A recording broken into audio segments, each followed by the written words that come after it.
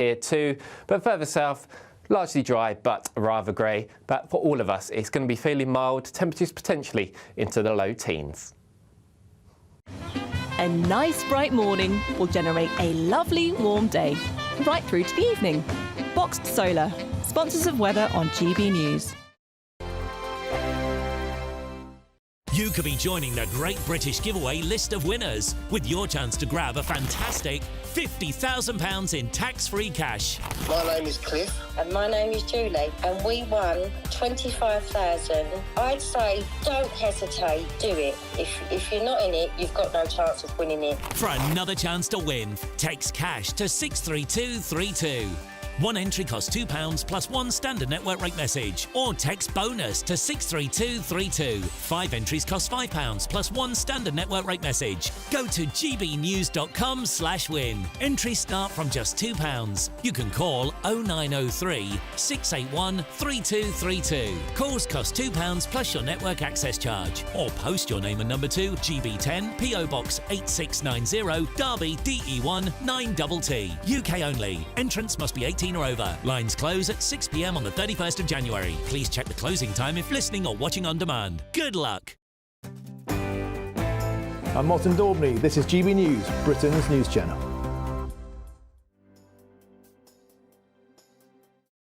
Good afternoon, Britain isn't just about us. The wonderful thing about this programme is it's about everyone watching. It's an interactive programme. Well, there absolutely is something to see here, and we're going to be talking about it more. Whether it's breaking royal news, Will, please bring us up to date. or indeed a particularly punchy speech in the House of Commons, Very, very curious. we bring it to you live, and then we bring you live reaction as well. That's Good Afternoon Britain, weekdays from midday. Only on GB News, the People's Channel, Britain's news channel.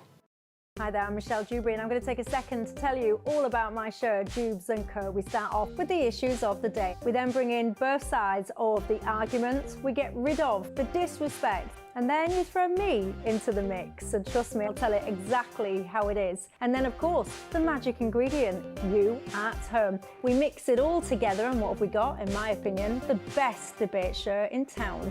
Monday to Friday, 6 till 7 on GB News, Britain's news channel. I'm Christopher Hope. From pop stars to politicians, I'll interview anybody in a pub who's got a political opinion. Join me every Friday on Spotify, Apple Podcasts, YouTube or gbnews.com, or wherever you get your podcasts. This is GB News, the People's Channel. This is Britain's Newsroom, where your voice matters. It's just astonishing. With expert analysis and honest opinion, we don't just keep you informed. We bring you unique perspectives you won't see anywhere else. Can't argue with any of that. When the news happens, it happens here. On Britain's Newsroom, weekdays from 9:30 a.m. Only on GB News. I'm Michael Portillo. This is GB News, the People's Channel, Britain's news channel.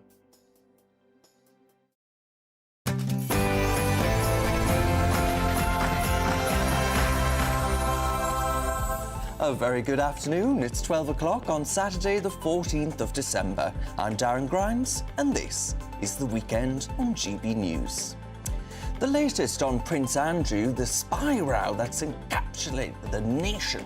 It's reported that an alleged Chinese agent was invited to Buckingham Palace by the Duke of York. Now, the royal says he ceased all contact with the businessman, as it's revealed MI5 have started an investigation. Home Secretary Yvette Cooper will visit Rome today. Don't worry, she's not on her jollies. She's there for talks with her Italian counterpart on how the two countries can work together on combating illegal immigration. This comes as GB News can exclusively reveal that more than 35,000 small boat migrants have crossed the English Channel so far this year. So can Labour finally get a grip on the small boats crisis? And, well, I'm Darren Grimes, and the weekend starts here.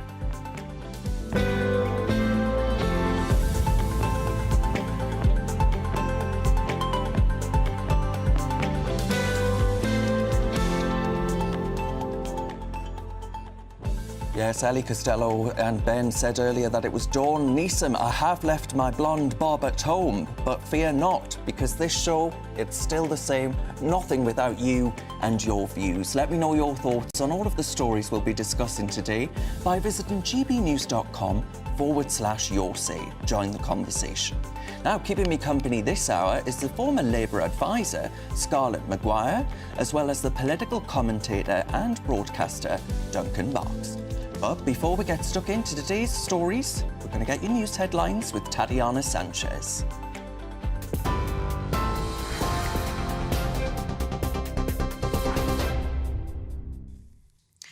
Darren, thank you very much and good afternoon. Let's get you up to speed on that breaking news that more than 35,000 migrants have crossed the English Channel illegally in small boats so far this year. The milestone figure was reached this morning after at least 250 migrants made that illegal journey in 5 small boats. After more than a week of no small boat crossings because of bad weather in the Channel, more than 1,150 migrants reached UK waters in just the past 3 days. It takes the provisional number assessed by GB News to 35,130 since the beginning of the year. The Prime Minister, Sir Keir Starmer, has promised to end small boat crossings by smashing the gangs. Meanwhile, the Home Secretary will travel to Italy today for talks on illegal migration this weekend as hundreds of people continue to cross the Channel in small boats. Yvette Cooper is set to meet her Italian counterpart, along with the UN Refugee Agency's representative to the country, at the end of a week of diplomacy on migration. In other news, Chinese money linked to Prince Andrew is now under investigation by MI5 as more details emerge about the embattled Duke's connection to an alleged spy. It's believed Prince Andrew invited the man in question, described as a close confidant to Buckingham Palace, with their relationship reportedly dating back to 2012. The royal has now said he ceased all contact with the businessman in question and denied discussing anything of a sensitive nature. Meanwhile, Buckingham Palace have claimed it has no power to scrutinise the Duke's finances. Home Secretary Yvette Cooper says the government will always take necessary action when it comes to the country's security. Well, our security and intelligence agencies are continually vigilant for any threat to UK national security, whether that be around foreign influence, whether it be around espionage, whether it be around any security threat. And so, of course, we won't hesitate to take action in individual cases or more widely wherever any challenge arises. Well, in response to the Duke of York's links to the alleged Chinese spy, Prince Andrew's office said this. The Duke of York followed advice from HMG and ceased all contact with the individual after concerns were raised. The Duke met the individual through official channels with nothing of a sensitive nature ever discussed. He's unable to comment further on matters relating to national security. UK's Chinese embassy had this to say. Some individuals in the UK are always eager to fabricate baseless spy stories targeting China. They say their purpose is to smear China and disrupt normal exchanges between Chinese and British personnel. Elsewhere, construction workers are 4 times more likely to die by suicide than the national average. It makes it one of the deadliest professions for mental health problems in the UK, according to a new report. Social media company On The Tools, the UK's largest community of tradespeople, has found that 73% of the country's 2.1 million construction workers have been affected by mental illness.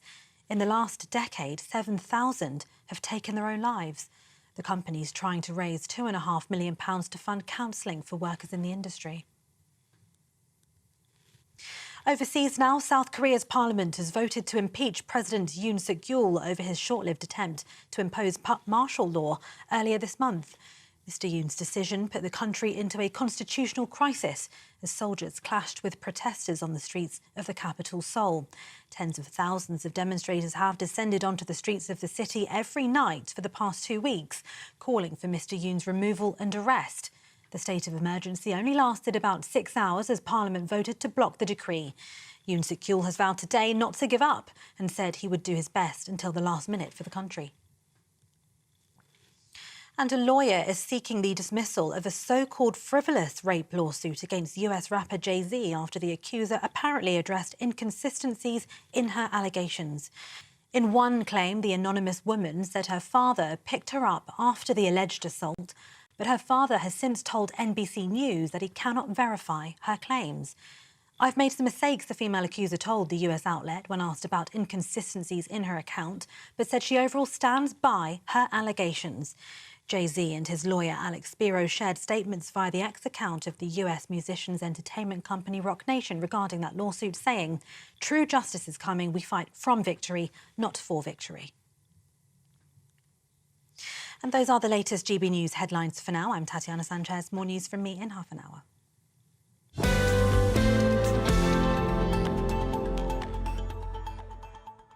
Thank you very much, Tatiana. We're going to get stuck into today's topics now.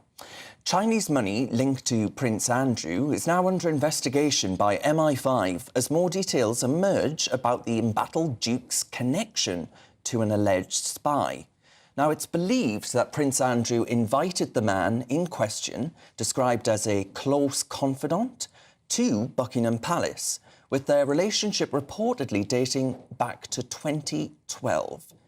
The royal now claims to have ceased all contact with the businessman and denies discussing anything of a sensitive nature. Meanwhile, Buckingham Palace says it's no power to scrutinise the Duke's finances and does not act for him, given that he's no longer a working royal. Well, to discuss this further, I'm joined by the royal broadcaster, Helena Chard.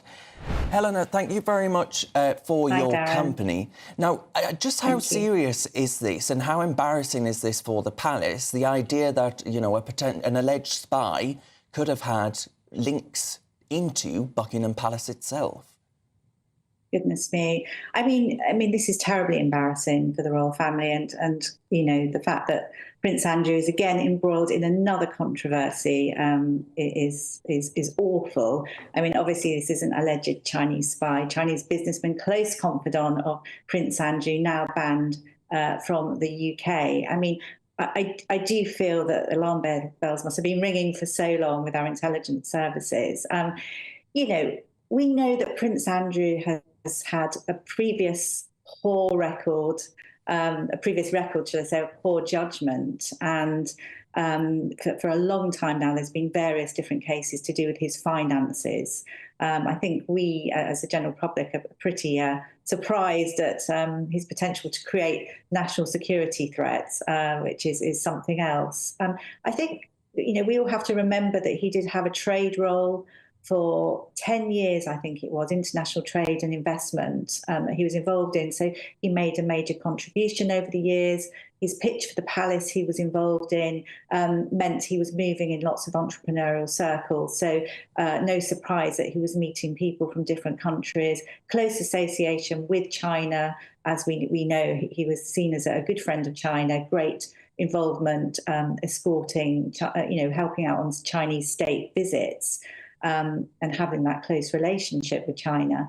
I think it's embarrassing, it's terrible. We're sort of just hearing about it over the last couple of days. I think for me, it's a reminder of how the royals can be targeted, you know, those that want to build links with people for a political agenda. The royals are there and they're seen away as getting influence. And obviously Prince Andrew, despite everything, we know that he needs money, so this is no surprise that something has been found out, but we're waiting for further things to come into. Another thing as well is to remember that his advisor, Dominic Hampshire, I think his name is, there was this talk of this letter found on this alleged spy's phone talking about certain risks and describing Prince Andrew as being in a desperate situation, and that fact that he will grab onto anything. Now, Dominic Hampshire was supposed to be his advisor here, so this is someone as well, really, we need to have a word with him and speak to anybody that has advisors. He should have been advised properly, and obviously hasn't been.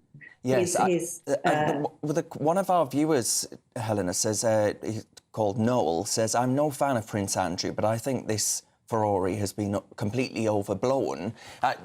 Is there any merit to that argument in the sense of, you know, there is no indication, is there, that anything was leaked of sensitive information? At least that's what has come from the official statement from the Duke of York.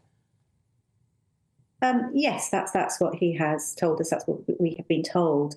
I think, you know, it's well, we've been told the Chinese National Party exerts influence over elite individuals, and that the whole idea is obviously creating dependency on Chinese funding. And in a way, Prince Andrew, that there is a problem in the sense that obviously this alleged spy was introduced as a close friend, introduced to the family as well. So it's not just Prince Andrew. We could sort of go the wider family. Although has seized all contact at the moment, you know, we have heard that he has had access to Buckingham Palace, St James's Palace, Windsor Castle. So obviously, no, this is a problem. But not to forget his association with UK trade. And although Andrew is the one here that is key, and obviously everything's been looked into, I feel that it's a wider problem. It's not just the Prince Andrew problem. And we know he is in a desperate state. Well, indeed. Yeah, and of course, I dare say His Majesty the King just wishes that his brother would, I don't know, lock himself in the tower, never to be seen again, you know, just give them some peace and quiet. Absolutely. We can absolutely see what's happened with him being cut off with his finances, etc. This has been boiling now for a few years. And yes, absolutely. How do we get rid of the problem of Prince Andrew? Of Andrew, yes. How do you solve a problem like Andy? Eleanor, thank you very much for your time. That's the royal broadcaster there, Eleanor Chard. Let's see what my panel make of this. I'm joined by the former Labour advisor, Scarlett Maguire, and the political commentator and broadcaster, Duncan Barks. Has this got you barking? It has. So we first got to hear about this yesterday. I have a piece in today's Daily Express talking about this, where I suggest that this particular prince is foolish, naive and irresponsible. Look, the Chinese... There's a difference between naivety and deliberate intent of bringing in a potential spy to Buckingham Palace. I don't think there's necessarily deliberate intent on Andy's behalf, but I think, you know, all you need to do is spend 3 or 4 minutes online to realise that the Chinese Communist Party has got form on this, because over the last few years, MI5 have issued warnings about alleged spies who have been operating in Parliament as parliamentary assistants. There was also someone a few years ago who, again, was working for the Chinese Communist Party and was sorting out donations to MPs and peers. And MI5 again issued a rare warning about this, saying, look, you need to be careful about who you work with, make sure you know what they're about, etc. So, you know, this has happened before in a different way. OK, this is not Parliament, but this is the palace, all right? And it's all about getting to the heart of the establishment. Whether or not Prince Andrew ever gave away any secrets or knows of anything of any national importance is neither here nor there. It's about getting to the heart of this country's establishment and being seen to have influence. That's a good point. I mean, Scarlett, that one of our viewers here says, well, actually, I think Andrew is as annoying as the Duke and Duchess of Sussex, and that they should all go away. Well, let's begin with Andrew. I think the one word that Duncan left out when he was describing him was greedy. I mean, greedy and entitled, right? That is the problem with Andrew, is that he thinks he believes it. And yes, he was an envoy, and I can tell you, anybody who worked with him in that time, he was a total nightmare. I mean, he was not useful. He was put in there and marched around the Foreign Office. But what's also really important about how important this is senior politicians are very loath to upset the royal family. And for Suella Braverman to say, you know, we don't want this person in, which doesn't happen very often, and to block him was quite a move. And then for Yvette Cooper coming in afterwards and actually just carrying on with it and saying that it was... For the two of them, with their intelligence, to do this, it meant it was serious. Now, I'm sure... absolutely. And I agree with Duncan. The odds of Andrew having any knowledge that is useful... it was about influence. It was about getting in there, getting into the royal family. And Andrew is the vulnerable one because he's so desperate for money. On that point, the desperation for money, is this a sign that actually maybe it wasn't a good idea to cut him off entirely from the working household? Well, possibly. I mean, you know, it's clear that the bloke is in need of cash and is quite happy to surely his look mother around. left him a penny or two. Sorry? Surely his mother... Well, you know, I don't know what was in the will. You would hope so, wouldn't you? But we know that the king has basically said, you know, Andrew is not going to get any money from us, etc. So he's out on his own. He has to find ways of earning an income. And there is an obvious way of doing that, which is, hello, I'm a royal. You know, I can help you. I can gain access to areas that you might not have access to because, look, you know... I'm a member of the royal family, even though I'm not a working one anymore. I mean, I think there are two main takeaways from this. One, thank goodness for our security services, MI5, you know, first class. And also, secondly, we have to, I think, start looking at the fact that MPs need to start talking about the royal family, because they never do. You never hear any debates in Parliament about the royal family. It's always been off limits. There's almost like this unwritten rule, which is we don't hold them to scrutiny, we don't hold them to account. I think we need to start doing that. It's not even the fact that he's a member of the royal family as such, really. He's also a former serving member of the Royal Navy, right? Yep. And, of course, in the Foreign Office at that time as well. You're bound by the Official Secrets Act and all these other things, are you not? You are. Yeah, no, I don't think anybody's saying that Andrew personally gave away secrets. No. But he's a man that is desperate for influential friends. I mean, the disastrous TV interview, one of the disasters was talking about Jeffrey Epstein. Instead of saying, I wish I'd never known him, he said, he was very good to me. I mean, you know, this is a man with no judgment. So you come down to the fact that either he's stupid, right, and I say that with respect because I'm a royalist, or there's so much arrogance there that he doesn't think the rules apply to him, so he doesn't have to think about what he says. Okie dokie, we'll leave that there, Scarlett, and thank you very much for that. Whether or not he's stupid or not, we'll let the viewers decide, eh? Now, in response, the Duke of York's to these allegations about this alleged Chinese spy, Prince Andrew's official office has said the Duke of York followed advice from His Majesty's government and ceased all contact with the individual after concerns were raised. The Duke met the individual through official channels with nothing of a sensitive nature ever discussed. He's unable to comment further on matters relating to national security. Now, the United Kingdom's Chinese embassy said this. Some individuals in the United Kingdom are always eager to fabricate baseless spy stories targeting China.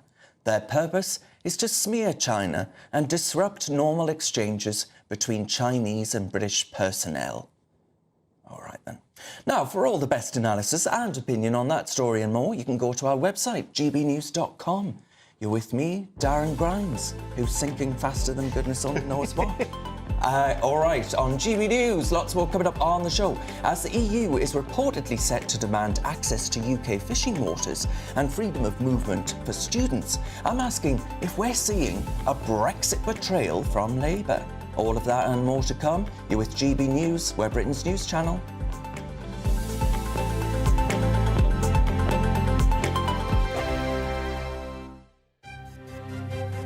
GB News Breakfast, every day from 6 a.m.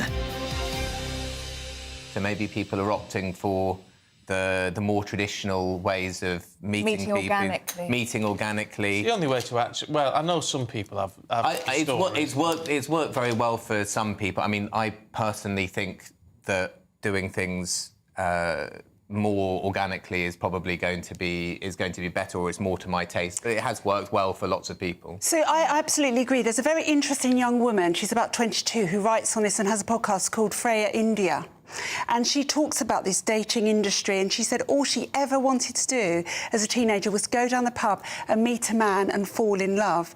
And the dating apps just don't do that. And she said they've become so, you know, it's just literally people looking for sex. You know, we need to get back to traditional ways of meeting face to face, but we also need to stop toxifying it. You know, a man flirting with a woman is not toxic. Men and women have done this for years. Obviously, you know, we need to know about boundaries, but we also need to allow men and women to do what comes naturally. I think it's also about spontaneity in society. It's much harder to, just randomly go out in an evening in London and not know what you're doing and have a good time than it was, I think, 15 years ago or so. Yeah, and if you don't have spontaneity in your life in general terms, then that spontaneous meeting with someone is less likely to happen. I think it's also where you are, because I was just thinking, as you said, that London, going out to try and meet someone in London is one thing. If you live in a small town and you go down your local pub, there's probably you're more likely to meet someone that you get to know over a period of time. And but this is also why we need to support our pubs and our hospitality areas, because they are important social integrators. They really are. Yeah.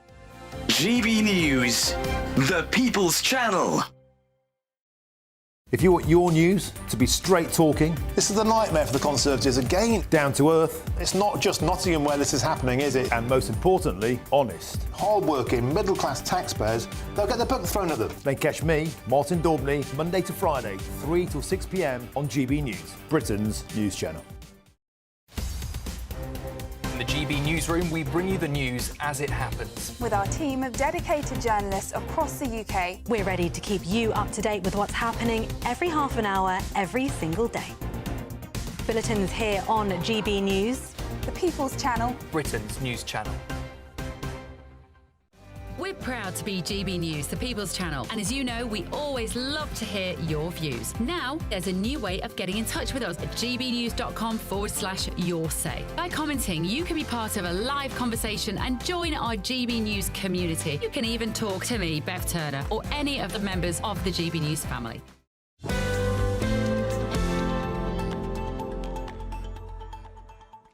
Welcome back to the weekend with me, Darren Grimes.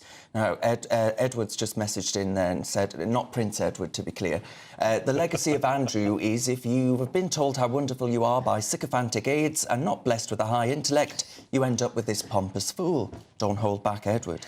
And Gerald says, how about him being stupid and arrogant? Well, you're not holding back today.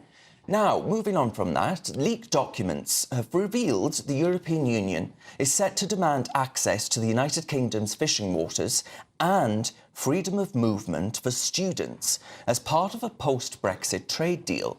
This comes as Sir Keir Starmer looks to reset relations with the EU after entering 10 Downing Street back in July.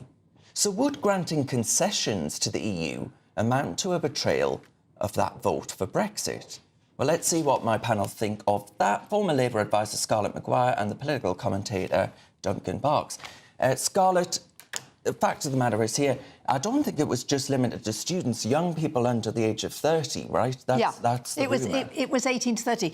Look, if you go into negotiations, when you go in, both sides are quite far apart, and then you come together. We want things, they want things. If we want them, we're going to have to trade. There will be some compromise, right? I mean, they're not going to get what they want. We're not going to get everything that we want. I mean, one of the things is actually the first thing that everybody, a lot of people are desperate for is what's called the veterinary stuff, which is that you can send animals in and out, and actually that's. Remember, we haven't had a deal. That's the problem. Is that we've had all this stuff, and mostly it's been stuck because of Northern Ireland. That's where it all gets silly. And so if we want a deal, right, it's not going to be like Boris Johnson promised that we're going to have everything. Plus, is that if we want a deal, we're going to have to compromise. So we've got to decide what it is we want and what we compromise on. Duncan, the compromise part is the worry here, because a lot of viewers are of the view that actually the man would sell us out faster than Prince Andrew. Yeah.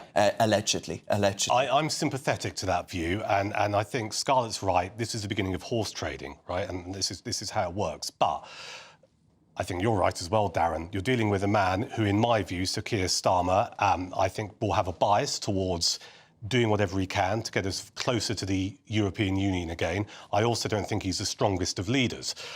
Listen, I don't want to rehearse the Brexit arguments of 8 years ago. I think we all have the scars. I wanted Brexit to work. I believe any country, if it wants to be its own independent country, should be.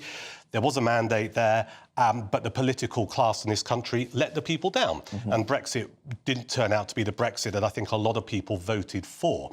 I think what is really interesting about this story is it's going to start to give more ammunition to people like Nigel Farage and Reform UK, because if people start to think that we're moving closer towards the European Union, you can bet your bottom dollar or euro that what will happen is Farage will leap on that and will use it as a campaigning tool. And the problem is the Conservatives fought tooth and nail with each other over Brexit. Labour tried to stop Brexit. Reform can clear up here. And I think, you know, unless Starmer is really hard in these negotiations, you're going to see Reform UK leap on that. And Scarlett, the key point there, which is a good one, is that actually you have an incoming administration in the United States of America as well. We're looking at a time in which France and Germany, both the top players within the European Union, have political turmoil at the moment. I think it's safe to say that's probably an understatement. Yes, I think you're correct, Darren. So surely Sir Keir Starmer's going to be stuck between a rock and a hard place here, with the Americans wanting him to be closer to them and the EU saying, actually, we could do with Britain right now. Yeah, but what we have to understand is that the reason we haven't so far got a trade deal with America was because that had to be a deal too, right? And I think one of the things they were offering us that we really didn't want was chlorinated chicken. I mean, what we have to look at is I think the latest poll said that people were willing to go, they wanted to go back into the single market, because actually the problem is that the deal or the non-deal we've got at the moment is costing us a lot of money. So we've got to see. But as far as the under-30s go, we've got that deal with Australia and New Zealand, you know. My daughter spent 2 years in Australia working, playing, doing all sorts of things, quite happily. We have masses of Australians and New Zealanders over here. I mean, actually, when we used to have young people from Europe over here, I have to say, they worked they worked incredibly hard. They worked in the cafes. Everywhere you went, you found young Europeans, and then they were at the universities. I don't quite understand why we're so against having young people from Europe and allowing our young people to go to Europe. I mean, that would be the deal. I mean, on that point there, the immigration point, 1.5 million homes Labour are saying they want to build. Yeah. Apparently, we don't have the builders. No. So is that going to be another way in which they say, well, look, you know, we need people from Europe because we need the immigration? Possibly. I mean, you know, I'm relatively relaxed when it comes to immigration, though I have a very different view on what is illegal immigration, and maybe we'll touch on that a little bit. But 1 million people came last year. Yeah, exactly. That's too high, exactly. Isn't it? And, you know, the infrastructure's not in place. Going back to your point, Darren, we do have a labour shortage. If it means we can build more houses and we need to import some people who can build them, and we don't have the homegrown talent... more people, then you've got to build more houses on top of that. I know, it's a circle that goes round and round, you know, and I think if you want to be hard, really hard on immigration, I'm talking legal immigration at the moment. If you want to be really hard on it, you have to realise that certain housing targets are not going to be met. Ditto, you know, trying to get waiting times down, not going to be met, because over the course of the last 20 years, and this is a failure of predominantly the last Conservative government, but also, you know, previous to that, a little bit, we have not trained enough people to fulfil various trades in this country. No one has done it, and we find ourselves in the situation we're in. Just picking up on the trade point very quickly, you know, what's going to come down the track here is if we start having this closer relationship with the EU because we want trade, etc., and geographically it makes sense, there are, you know, it's a collection of our nearest neighbours, that is going to put us on a collision course with Donald Trump, because Donald Trump has made it very clear he's not a fan of the EU. And I believe, currently as a sovereign nation, we should have the best of both worlds. That should be one of the benefits of Brexit. You trade with European countries and also you trade with America, because, of course, when we were in the EU, there were limitations on what we could and couldn't do with America. Now we're out of the EU, we should be able to benefit from that. And the veterinary point, that Scarlett made earlier, actually I think that shows the quite malicious side of the EU negotiating team, because that's one thing where surely it's not beyond the wit of man for there to be an agreement. I don't think they like us, Darren. And, we've got to talk about fisheries as well very quickly. Which is terrible. That's in the papers today as well. I'm a little bit old school. I believe you're an island. You should have the right to decide who comes into your territorial waters and doesn't. End of. France gets more out of the English Channel than we do, Scarlett. Surely even you can't believe that's all right. France calls it La Manche. I think, to be frank, it's not the English Channel, it is the bit of water that divides us. Well, I wish it was more French, Scarlett, because then maybe they'd care about the migrants that they're letting just walk over into Britain. Well, we can go on and on about that, and we can get on about that. But I mean, certainly one of the things that if we get on to that is that yes, they're not interested in returns, but they've never been interested. I mean, why would you go? Oh right, we'll take these people back who don't want to live in our country and they want to live in yours, and nobody wants them. I mean, that's mad. But I do think. I mean, I just think we have to understand that negotiations are negotiations. OK, well, we'll see. We'll see. On a silver platter, that's my fear. Britain on a silver platter. You could well be right.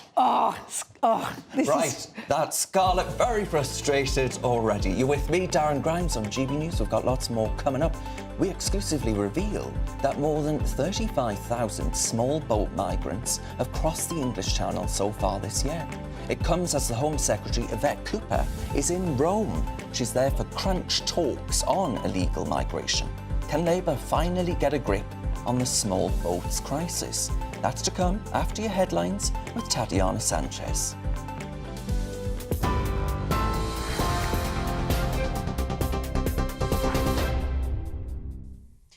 Darren, thank you and good afternoon. The top stories, that breaking news that more than 35,000 migrants have crossed the English Channel illegally in small boats so far this year.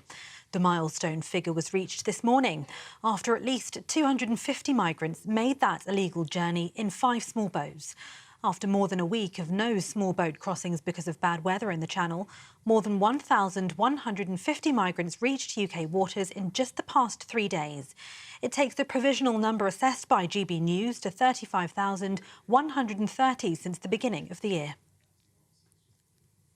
The Home Secretary will travel to Italy, or she's in Rome at the moment, for talks on illegal migration this weekend as hundreds of people continue to cross the Channel in small boats.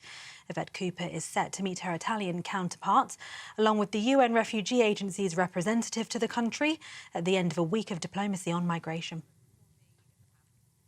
Elsewhere, Chinese money linked to Prince Andrew is now under investigation by MI5 as more details emerge about the embattled Duke's connection to an alleged spy. It's believed Prince Andrew invited the man in question, described as a close confidant, to Buckingham Palace, with their relationship reportedly dating back to 2012. The royal has now said he ceased all contact with the businessman in question and denied discussing anything of a sensitive nature. Meanwhile, Buckingham Palace have claimed it has no power to scrutinise the Duke's finances. Home Secretary Yvette Cooper says the government will always take necessary action when it comes to the country's national security.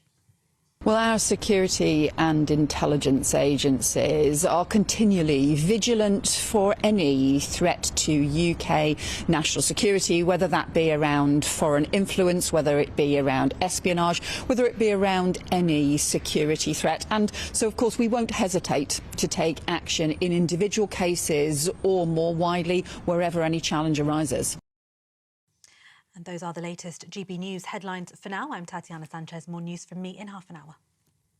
For the very latest GB News direct to your smartphone, sign up to News Alerts by scanning the QR code or go to gbnews.com/alerts.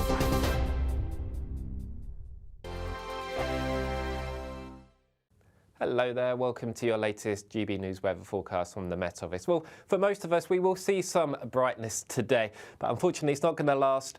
We'll see some further cloud and rain begin to move in across the northwest. That's all courtesy of this next weather system, but before that moves in, we do have this area of high pressure just bringing in some clearer skies for a time, the best of which will be across England and Wales. So After a few days of rather grey skies, a welcome return to some sunshine here.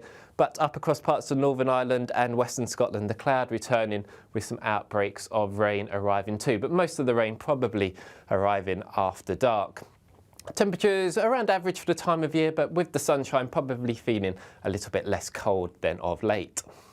So as we move into the evening, the rain really does spread in across parts of Scotland and Northern Ireland. Winds also beginning to increase here too, so a rather miserable end to Saturday across this part of the world. But further south, largely dry for a lot of England and Wales as we approach the evening. Best of the clearer skies down towards the southeast, so here's the best opportunities if you are looking to spot some meteors tonight.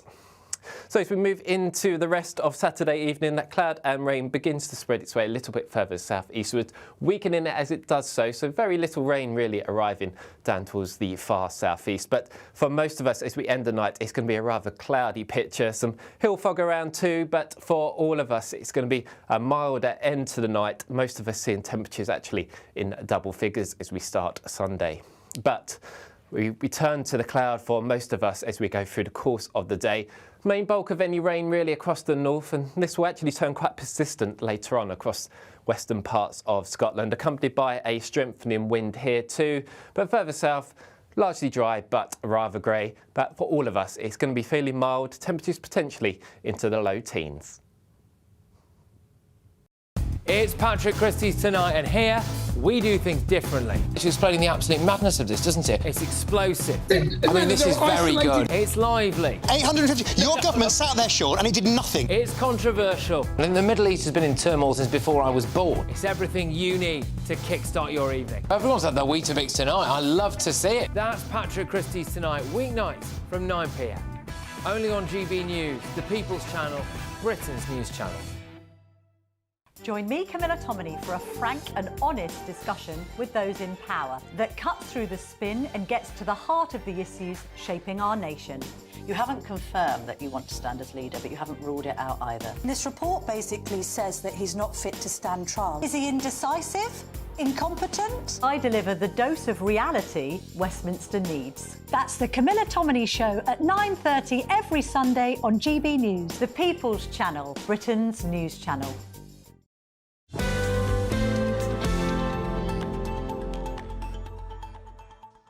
Welcome back to the weekend with me, Darren Grimes. Thank you very much for your comments about today's stories. Grumpy Grandad says, why can't we train our own people and train them on the job? If you import more people, you're adding to the problem, not solving it. We spend more time talking about stuff when we should just get on with it. Yeah, inaction, frustration there. Quite evident. And Starmer is trying to drag us back into the EU through the back door. Again, he's backing the wrong horse. You only need to look at Germany and France to know that we ought to be looking at America. And then Alan says, Darren, could you ask Scarlett if it's OK to sell my industry, fishing, down the river, so to speak, so under-30s can swan about Europe? That's not what I said at all, that there will be negotiations on fishing. All I said was that the English Channel is next to France. OK, they're coming for our fish. Right, next story. GB News can exclusively reveal that 35,000 small boat migrants have now crossed the English Channel illegally this year. That's a figure that's 21% higher than this time last year. It was one day in December, just last week, where actually it was higher than the highest it's been since 2018. So we're talking about record sums. Now, this all comes as Home Secretary Yvette Cooper is in Rome for talks with Italian counterparts on how the two countries can work together on combating illegal immigration. So is this a sign that Labour are serious about getting a grip on the small boats crisis? Let's see what my panel think of this one. Former Labour advisor Scarlett Maguire and the political commentator Duncan Barks. Duncan, do you think actually we've heard this all before? We've seen this all before play out all the time. Yeah.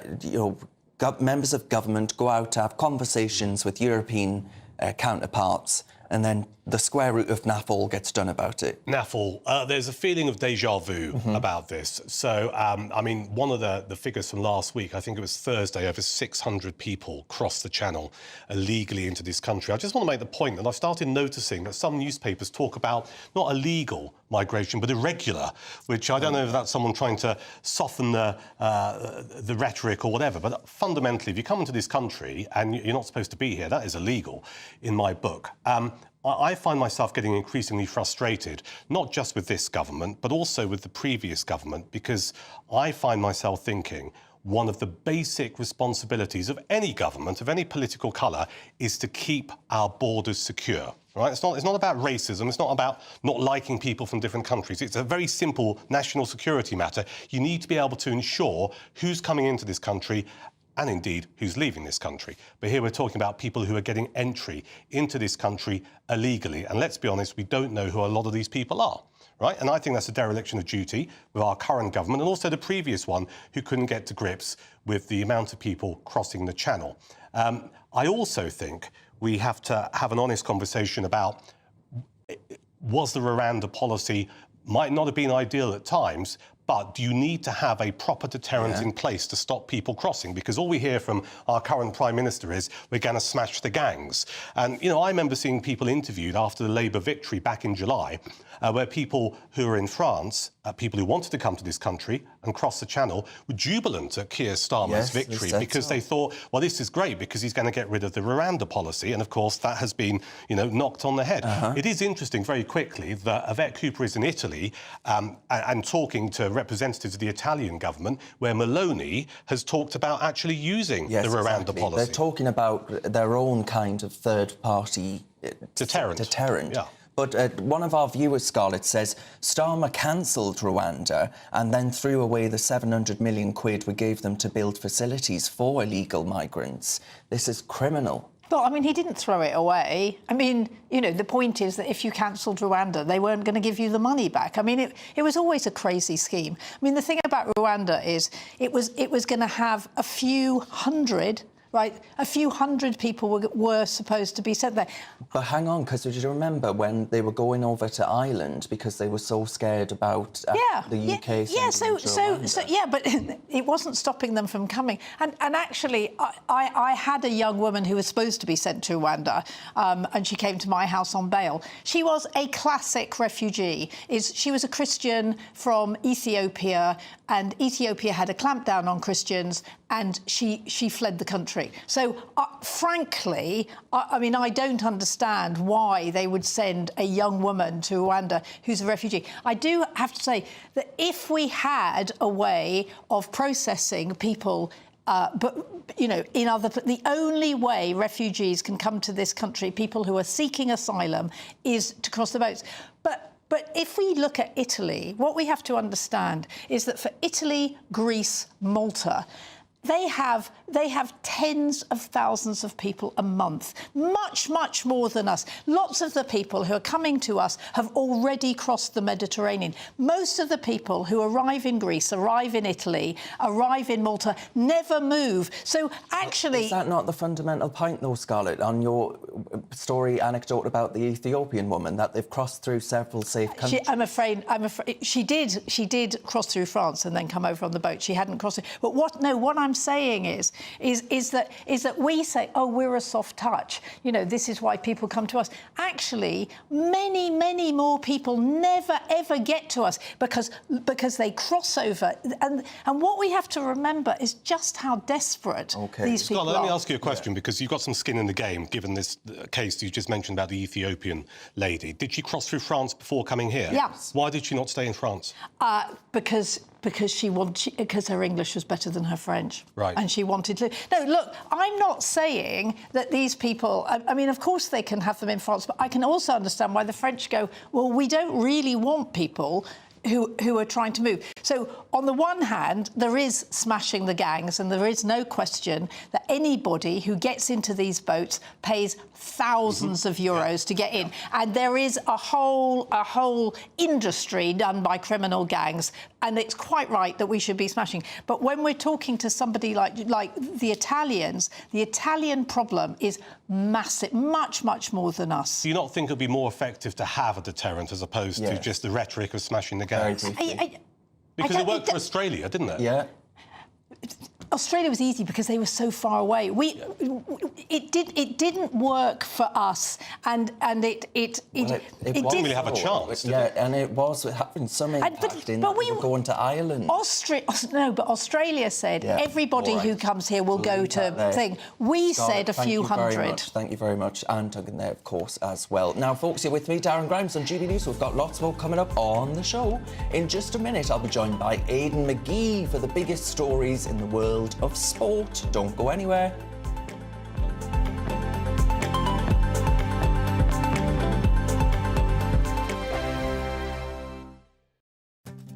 I'm Christopher Hope. This is GB News, Britain's election channel. This is GB News, Britain's news channel. Now we're joined now by Sophia Viraji, the co-founder of the Azealia Foundation, which was created due to the tragic passing of her 8-month-old daughter to leukemia. The foundation is doing some incredible work for children's cancer. Yeah, some really incredible stuff. They've just launched a PhD even where they're funding young doctors to specialise in childhood cancer as, get this, I wasn't aware of this, it's one of the most underfunded areas in the NHS. So not many sectors choose to go down that route, unfortunately. The charity, the foundation, have donated over £1 million worth of equipment to hospitals as well, and we're delighted to welcome Sophia. You've turned a tragedy and grief into triumph, I guess, and something so inspiring. Just tell us about that. Do you recognise that in yourself and the work you're doing? Yeah, I'm here to always honour my daughter and to always continue her name, her legacy, and to support all of these other children fighting against childhood cancer. It was all over social media. I mean, you were, at one point, probably one of the most famous families in this country because of Azealia and Azalia's fight. When you look back now at that time, does it give you comfort that you had so many people behind you? Absolutely. The community that we have got, the humanity that we've seen in the UK and all around the world, in fact, has really touched my heart, and that kindness, love and support has always been the backbone of carrying me through this, to give me hope, to give me belief, and it still inspires me and encourages me till today to continue to do that, to show that light, to show that courage and bravery. GB News, the People's Channel. Hi there, I'm Michelle Dewberry, and I'm going to take a second to tell you all about my show, Dubes & Co. We start off with the issues of the day. We then bring in both sides of the arguments. We get rid of the disrespect, and then you throw me into the mix. And trust me, I'll tell it exactly how it is. And then, of course, the magic ingredient, you at home. We mix it all together, and what have we got? In my opinion, the best debate show in town. Monday to Friday, 6 till 7 on GB News, Britain's news channel. It's Patrick Christie's Tonight, and here we do things differently. It's explaining the absolute madness of this, doesn't it? It's explosive. I mean, this is very good. It's lively. 850. Your government sat there, Sean, and he did nothing. It's controversial. And the Middle East has been in turmoil since before I was born. It's everything you need to kickstart your evening. Everyone's had their Weetabix tonight. I love to see it. That's Patrick Christie's Tonight, weeknights from 9 p.m. Only on GB News, the People's Channel, Britain's news channel.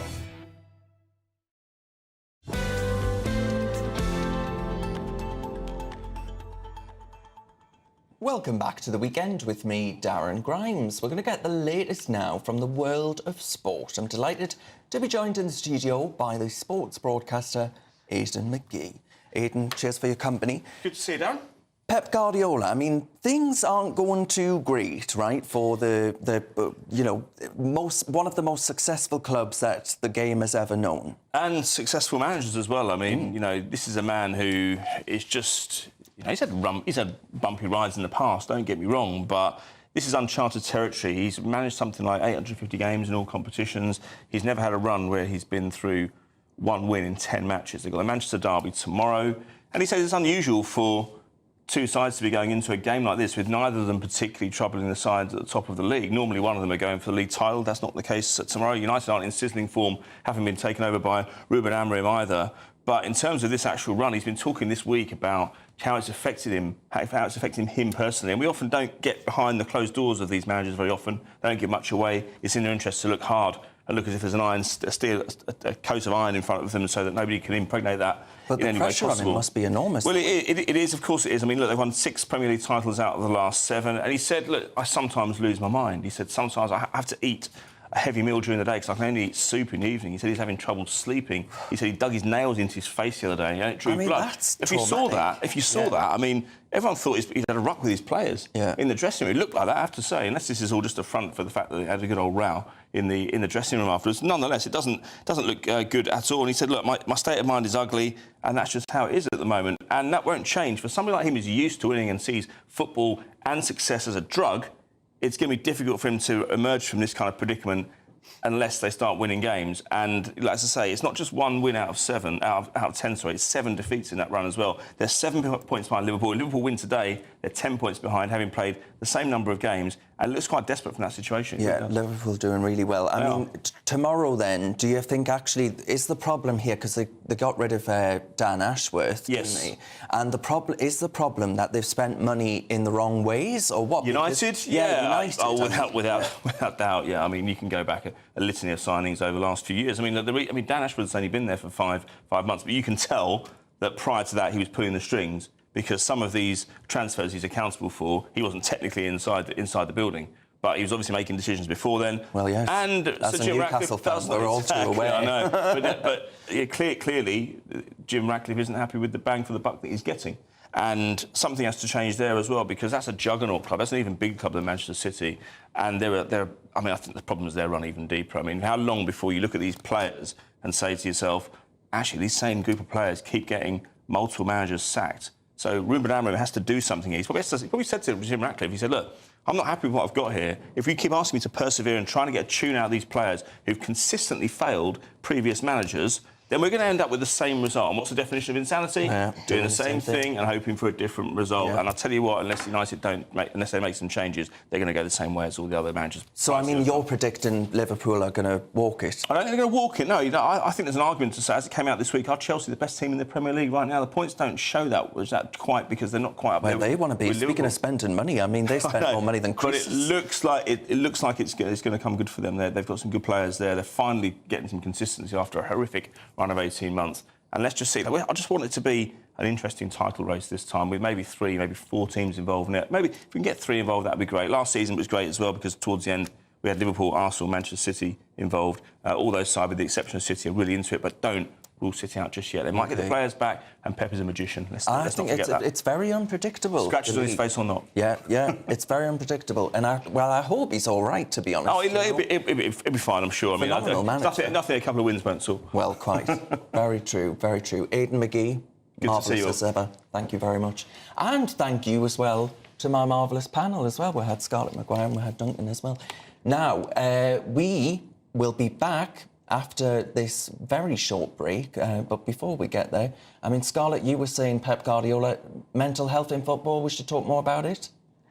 Yeah, well, it must be really tough being a losing manager, because everything's on you. And I mean, I'm sure you're right about Man United, but there are other things where it is the manager. It's an issue. And we're talking Wayne Rooney. Oh, we'll have to leave it there, sorry.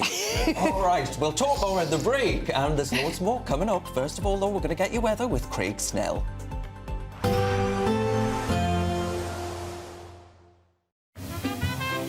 Heavy showers first thing will be followed by a warm, cosy day. Boxed boilers, sponsors of weather on GB News. Hello there, welcome to your latest GB News weather forecast from the Met Office. Well, looking ahead, unfortunately, it's going to be a rather grey few days ahead after some brightness today. Wettest of the weather always up across the north, and that's because we'll see further weather systems just move across the north at times. Further south, always going to be more under the influence of this area of high pressure, keeping things a little bit more settled here.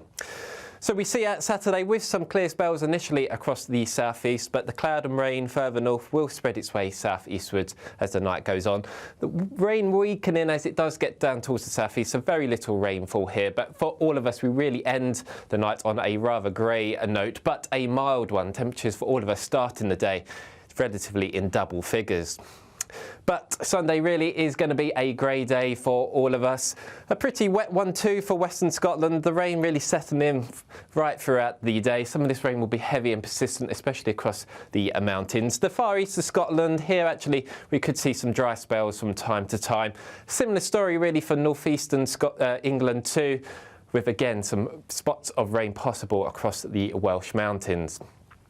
So moving through the course of Sunday, really very little changes. Wettest of the weather really across the north and across some of the western hills, but the further east you are, relatively dry. And here's where we may see some glimmers of sunshine from time to time, but really all of us, it is going to be a rather dull day, but a mild one. Temperatures for all of us in double figures, potentially into the low teens in a few spots.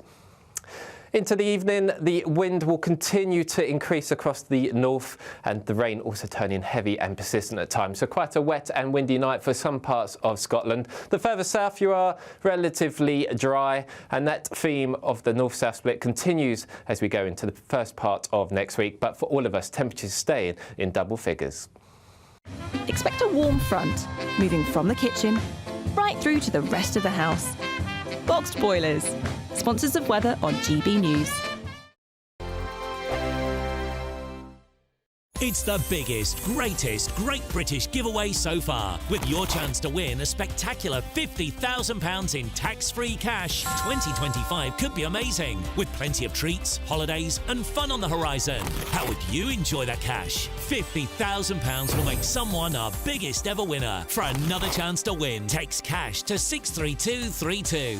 One entry costs £2 plus one standard network rate message, or text bonus to 63232. 5 entries cost £5 plus one standard network rate message. Go to gbnews.com/win. Entries start from just £2. You can call 0903 681 3232. Calls cost £2 plus your network access charge. Or post your name and number to GB10 PO Box 8690 Derby DE1 9TT. UK only. Entrants must be 18 or over. Lines close at 6 p.m. on the 31st of January. Please check the closing time if listening or watching on demand. Good luck. GB News Breakfast, every day from 6 a.m. Donna Ida, who joins us now. And Donna, you look spectacular in your gorgeous denim jumpsuit. Thank you. And accessories. And it's important, isn't it, sometimes, just to keep things simple? I always keep things simple. I travel a lot, I work long hours, and I don't want to think too much about what I'm wearing. So for me, one and done is perfect.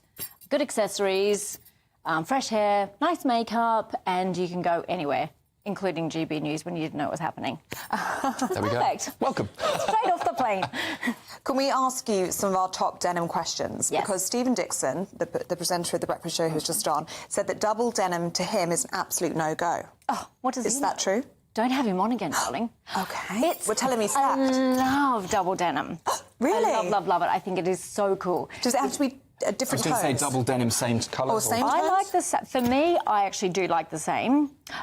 Think Saint Laurent 70s. There's an amazing one that we're doing that's going to look great on you in the new season. The Joan Jean, we've got the City Slicker shirt. Oh, it's amazing. If it's done well, it's perfect.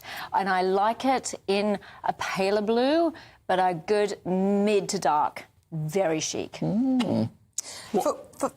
No, I was just thinking, little old me, not quite sure You'd look amazing what to wear in this it. morning. How was a do bit guys stressed. pull off denim? For me, if I was dressing you, I would have put you in a pair of jeans this morning with his amazing jumper. Gorgeous watch. Black, blue? Black denim I do like. Men don't like it so much. Men like charcoal denim. Oh, I don't like grey. Charcoal. I love grey, and the best seller for men is charcoal denim. GB News, the People's Channel.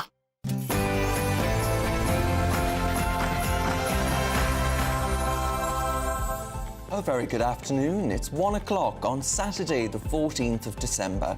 I'm Darren Grimes, and this is The Weekend on GB News. The latest on the Prince Andrew spy row, as it's reported an alleged Chinese agent was invited to Buckingham Palace by the Duke of York. The royal says he ceased all contact with the businessman, as it's revealed MI5 have started an investigation.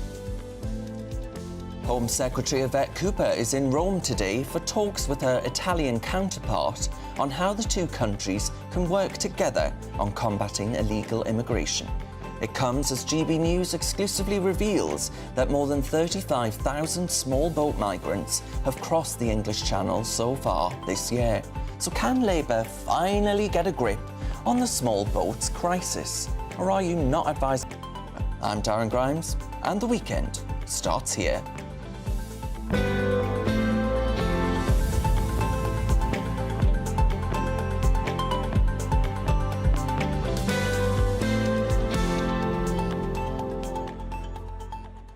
Now, this show is nothing without you and your views. You're a feisty lot in there today. Let me know your thoughts on all of the stories we'll be discussing by visiting gbnews.com/your say. Join that conversation. Now, keeping me company in this hour is the former Labour Special Advisor, Paul Richards, and we'll shortly be joined by the Public Policy Specialist, Lucy White. But before we get stuck into today's stories, here's the news with Tatiana Sanchez.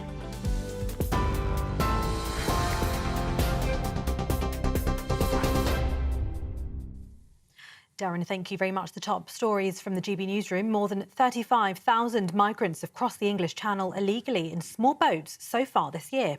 The milestone figure was reached this morning after at least 250 migrants made that illegal journey in 5 small boats. After more than a week of no small boat crossings because of bad weather in the Channel, more than 1,150 migrants reached UK waters in just the past 3 days. It takes the provisional number assessed by GB News to 35,130 since the beginning of the year. The Home Secretary is in Italy for talks on illegal migration this weekend as hundreds of people continue to cross the Channel in small boats. Yvette Cooper's meeting her Italian counterpart, along with the UN Refugee Agency's representative to the country, at the end of a week of diplomacy on migration. Chinese money linked to Prince Andrew's now under investigation by MI5 as more details emerge about the embattled Duke's connection to an alleged spy. It's believed Prince Andrew invited the man in question, described as a close confidant, to Buckingham Palace, with their relationship reportedly dating back to 2012. The royal says he's ceased all contact with the businessman in question and denied discussing anything of a sensitive nature. Meanwhile, Buckingham Palace have claimed it has no power to scrutinise the Duke's finances. Home Secretary Yvette Cooper says the government will always take necessary action when it comes to the country's national security. Well, our security and intelligence agencies are continually vigilant for any threat to UK national security, whether that be around foreign influence, whether it be around espionage, whether it be around any security threat. And so, of course, we won't hesitate to take action in individual cases or more widely wherever any challenge arises. Construction workers are 4 times more likely to die by suicide than the national average. It makes it one of the deadliest professions for mental health problems in the UK, according to a new report. Social media company On The Tools, the UK's largest community of tradespeople, has found that 73% of the country's 2.1 million construction workers have been affected by mental illness. In the last decade alone, 7,000 have taken their own lives. The company is trying to raise £2.5 million to fund counselling for workers in the industry. In the US, a lawyer is seeking the dismissal of a so-called frivolous rape lawsuit against US rapper Jay-Z after the accuser apparently addressed inconsistencies in her allegations. An anonymous woman said her father picked her up after the alleged assault, but her father has since told NBC News that he cannot verify her claims. "I've made some mistakes," the female accuser told the US outlet when asked about the inconsistencies in her account, but she said she overall stands by her allegations. Jay-Z and his lawyer shared statements via the X account of the US musicians' entertainment company Roc Nation regarding the lawsuit, saying, "True justice is coming. We fight from victory, not for victory." And a former Premier League footballer has been appointed president of Georgia amid heightening tensions over the country's relationship with Russia. 53-year-old Mikhail Kavelashvili was a striker for Manchester City between 1996 and 1997 and later played for several clubs in the Swiss Super League. He was elected to Parliament in 2016 and in 2022 co-founded the People's Power political movement, a splinter group of the ruling Georgian Dream Party. He has strongly anti-Western, often conspiratorial views. Those are the latest GB News headlines for now. I'm Tatiana Sanchez. More news from me in half an hour.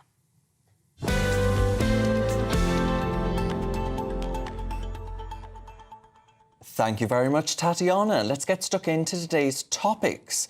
Chinese money linked to Prince Andrew is now under investigation by MI5 as more details emerge about the embattled Duke's connection to an alleged spy.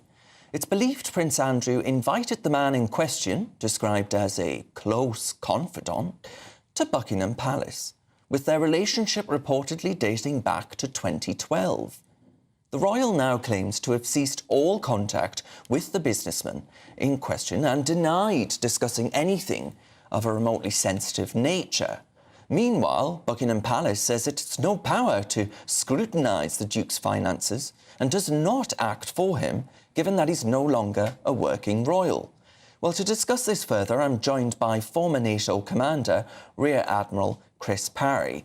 Chris, thank you very much for your company. Just how serious is the Chinese threat when it comes to espionage and greater connections using potentially, you might argue, useful idiots like the Duke of York in this way?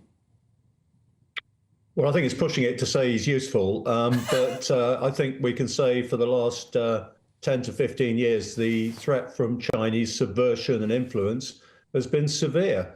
And I'm afraid to say quite a lot of people have fallen for it. It was stimulated originally, I'm afraid, by George Osborne and David Cameron wanting to get into bed with the Chinese at a time when most of us in the strategic and academic space were saying, you know, you need to really, sup with a long spoon here. The Chinese have a specific department. It's called the United Front Work Department. It's very well staffed, very well resourced. And when I was a research fellow at Cambridge, they were constantly trying to pay for influence and also coerce the Chinese students who were there. It is a out-and-out propaganda organization. There's also another thing called the 48 Group Club, which the Chinese embassy used to run till about 5 years ago. And it used to attract what you and I would call the great and the good. Lord Prescott, Lord Heseltine were members of it, and a whole load of other people who they published on the website. They don't do that anymore. But, suffice to say that those who, I'm afraid, don't choose their friends wisely, and I include the Duke of York amongst those, are always going to be vulnerable to this sort of influence. And I'm amazed that people are saying we've got a wake-up call now. They should have woken up 15 years ago when all this started, at the start when Xi Jinping became the General Secretary of the Chinese Communist Party. Yes. I mean, Chris, were you pulling your hair out then when, it's not even, 5 years ago that we had the announcement that they would roll back on pulling Huawei, for example, out of 5G infrastructure? Darren, I have to tell you that I lost quite a lot of my my consultancy work because I was opposing Huawei, saying, look, this is basically a Chinese plant in our infrastructure systems. And that wasn't a popular view, no. I'm afraid to say, at the start. And of course, then people saw the light. There was a notorious incident where the African Union building in Addis Ababa was absolutely seeded with microphones and hidden cameras. And it did a data dump every evening at 2 o'clock in the morning of all its data that went to Beijing. And guess who the contractor was who built it? Huawei. So there's plenty of evidence, and I'm afraid those that didn't want to see didn't. And I'm afraid even now we've got people taking money from the Chinese in order to spread their influence, and they need to be named and shamed. China is a hostile power. There's no question about that. It does things very softly, very quietly, but it's not Britain's interest that they have at heart. Just finally, Chris, where do you see the relationship, the West's relationship with China ending up? Because the incoming president of the United States has invited President Xi to come over for the inauguration. And also, Sir Keir Starmer, of course, made great strides in saying, we ought to be friends with what is one of the biggest economies in the world, the second biggest economy in the world. Yeah, we should go into these relationships with our eyes open. And I think what I've been telling quite a lot of the firms that I advise is that, and also the governments that I advise, is that you cooperate where you can, but you compete and confront where you must. And, China's building up a huge army and navy at the moment, and they're not doing that for our benefit. They're doing it to project Chinese influence abroad. They're telling us they want to dominate everything under heaven by 2049. If you listen to Xi Jinping's speeches, it's going to be 2035 because they've got a window of opportunity and they intend to take it. Yeah, I mean, the naivety of the political class over so many years, Chris, it's no wonder that you were driving yourself round the twist with all of these stories coming out. And of course, the Duke of York, well, there's that famous saying, the grand old Duke of York, he'll never learn, eh? Well, Chris Parry there, thank you very much for your insight there. That's the former NATO commander, Rear Admiral Chris Parry. Now, let's see what my panel make of this. The former Labour Special Advisor, Paul Richards, and the Public Policy Specialist, Lucy White. Lucy, I'll start with you. How serious are you taking, actually, the involvement of the Chinese in relationships where, let's be honest, potentially money was involved and a bit of naivety as well? Yeah, great. Well, first of all, thank you for having me. It's great to be here again. And I think we have to realise that this is not the first time this has happened. If we look at Parliament, where I used to work, there were cases of two parliamentary researchers who were caught facilitating Chinese spies while working with Alicia Kearns and Tom Tugendhat. We've had, the recent case of Barry Gardner was accused of receiving $500,000 from the Chinese. The press called him Beijing Barry. I remember that well. Yes. So I think it's, this is not an isolated incident. It's absolutely a trend. And I think for me, one concern looking at this case of Prince Andrew was that he has been in close contact with H6 since 2012. So why is it only now coming to light? And why have MI5 not caught onto this before? I think that's more the question is, why are our security services essentially not catching on to this sooner? Yeah. Is that a concern we should all have then? As in, we're not alert to these threats, and if you're in a position of influence, you have to be more alert to it than your average Tom, Dick or Harry. Sure. I mean, we don't know that MI5 haven't been on this sooner. Just because it's in the public domain now doesn't mean that there hasn't been work behind the scenes. But, I mean, the big picture is exactly as Lucy describes. It's a pattern in Parliament, it's in the media, the universities, now it turns out in the royal family as well. And it is it's a covert threat. But the Chinese have stated very clearly they want to take over and have much bigger spheres of influence, including in the West, but also across Africa and Asia too. And I think, yes, you have to have those economic links, but we have to be really alive to the threats to our security. And I think, to be honest, I mean, Prince Andrew is a naive person, it would seem, and he has been treated like a useful idiot in this case, but he is just the tip of a much, much bigger iceberg. On that point, the questions that we have around the Chagos Islands, now Mauritius, of course, getting pretty close to China, should we be more alert to giving up advantage to the Chinese where we can actually get away with not doing it? Questions around whether the Trump administration supports giving up the Chagos Islands. So I personally believe that we should not give up the Chagos Islands. For many reasons, you know, it wouldn't make sense to sort of be renting that base back when that wasn't the current arrangement. And with regards to China's wider involvement, not just Chagos, Mauritius, but as you say, this is across all of Africa. If you look at the Democratic Republic of Congo, for example, you know, the DRC has 76% of the world's cobalt, yet China refines 80% of it. You know, other cobalt coming from Indonesia. So China not only has the Belt and Road Initiative across Africa, exerting soft and hard power, but critically, China is dominating our critical mineral supply chain. So while the UK is saying we should be aware of such Chinese spies, we also need to remember that our entire trade and supply chains do rely on China. So I would advise, as a public policy specialist, we need to diversify our supply chains and trade away from China, because we are currently wholly reliant on China. I remember being in Tanzania about 10 years ago, and you know, the amount of building work going on. I mean, the deep water ports, the airports, the motorways, the hotels were going up, conference centres, all of it Chinese engineering, all Chinese money. And you have to ask yourself, why are they doing that? They're not doing it for fun, they're not doing it for love. They're doing it because it's soft power and influence. And, you know, why invade a country if you can control all of its infrastructure? Then there's the question of bribes and governments being, you know, in the hock to these deals that last for decades. And as you say, it's been going on for years and years and years. This is not new. So I think the Prince Andrew case sort of highlights something which we should be far more acutely aware of, because it is very insidious and it's a long-term programme, and we're the victims of it. Now, do you think the Labour government is alive to that fact? Well, I think you heard Yvette Cooper there speaking very clearly about the threats of subversion and of espionage, and I think that's absolutely right. So I think she's somebody who is on this, and I think the government as a whole is.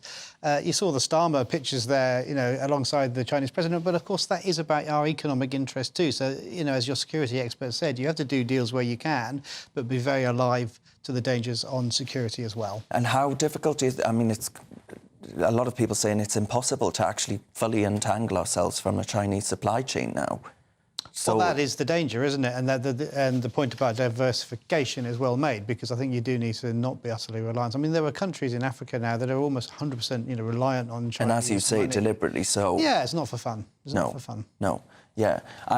The point around whether or not Britain itself, because you had the head of our intelligence services saying on a civil service podcast, was last week or the week before, that actually the UK is so overstretched now, secure intelligence-wise, because of the fact that the threats on, it's not territorial war, you know, it's not tanks and all the rest of it on in battlegrounds, but it's espionage and it's cyber warfare, and potentially we're not equipped to deal with it.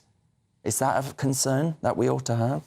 Yeah, I definitely think it is of great concern. As you say, it's not necessarily even a tangible, physical threat anymore. It could be cyber, it can be other sources of intelligence that go typically beyond our border control.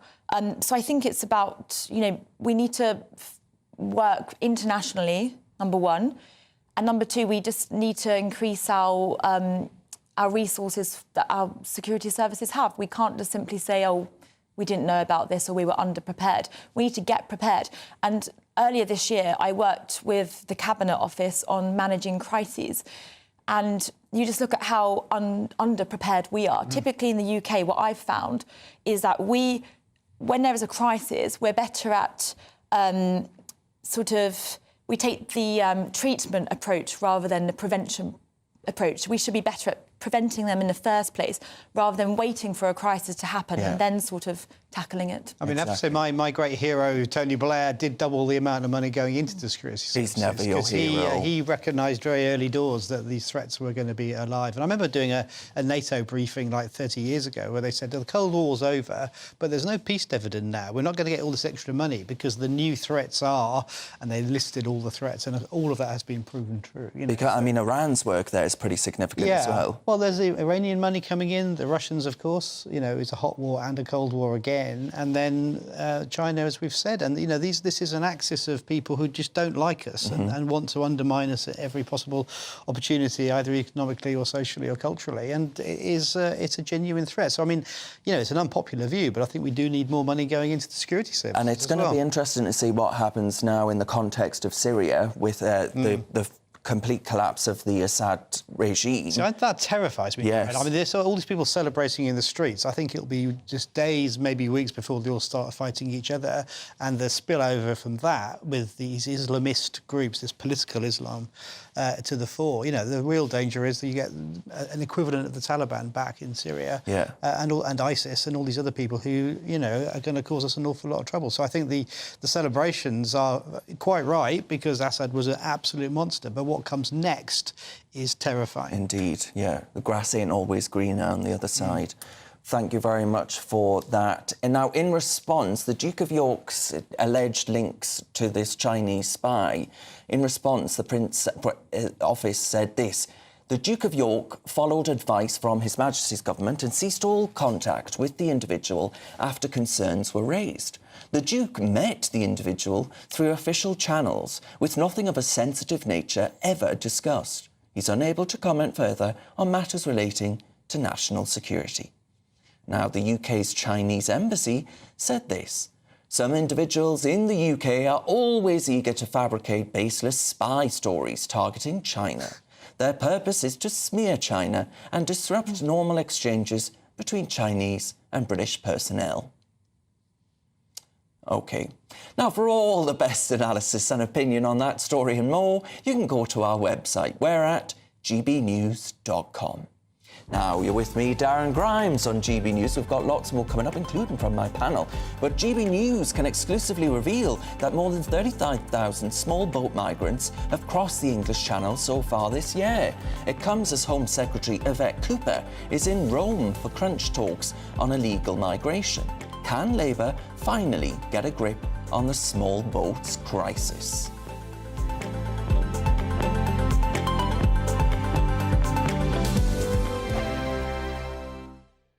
This is GB News, Britain's news channel. The BBC has been branded jaw-achingly stupid, not by me, by the way, over its decision to cast black and ethnic minority actors in the historical drama of Wolf Hall. Now, is this a forward-thinking idea or nonsense? And are we rewriting history? Henry, I mean, the Tudors were real-life people. They were pretty much white. Well, some of these shows depart so much from historical context anyway that maybe it doesn't make any difference. But I think just generally we've got a problem in this country with portraying history in its correct sense. You can't change history. And I think it's about the motivation. If the motivation is to sort of to some sort of, you know, to make a political point, then I think it's wrong. What I find kind of tedious about people finding this instant jaw-droppingly stupid, Jesus was portrayed by somebody who's half Slovak and half Irish. Moses was portrayed in the Exodus by an Englishman. So, you know, same with Anne Boleyn, you know, was portrayed by Natalie Portman, who is Jewish. So if this is the one thing that's getting people angry, then there's something deeper within that rage, because I think Hollywood's been doing that, where people... When you say something deeper, do you think there is a hidden racism and people are complaining about this? Well, I think for some, maybe yes. I can't speak for everybody because this news dropped today. I don't know why they are thinking that it's egregious, but there absolutely must be some underlying racism if this is the only one that you're upset about. GB News, the People's Channel.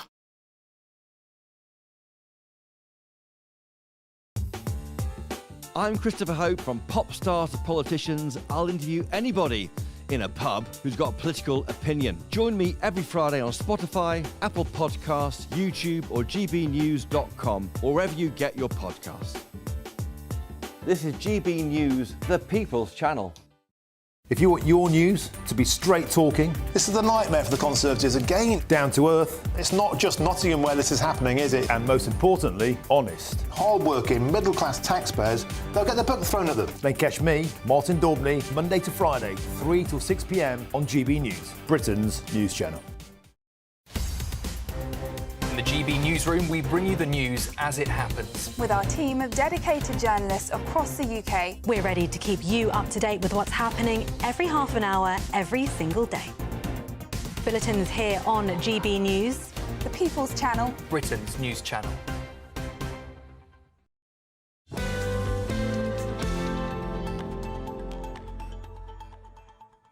Welcome back to The Weekend with me, Darren Grimes. Now, GB News can exclusively reveal that 35,000 small boat migrants have now crossed the English Channel illegally this year. A figure that's 21% higher than this time last year. They said they'd stop the boats. This, of course, comes as Home Secretary Yvette Cooper is in Rome. She's not on her jollies, don't worry. She's there for talks with her Italian counterpart on how the two countries can work together on combating illegal immigration.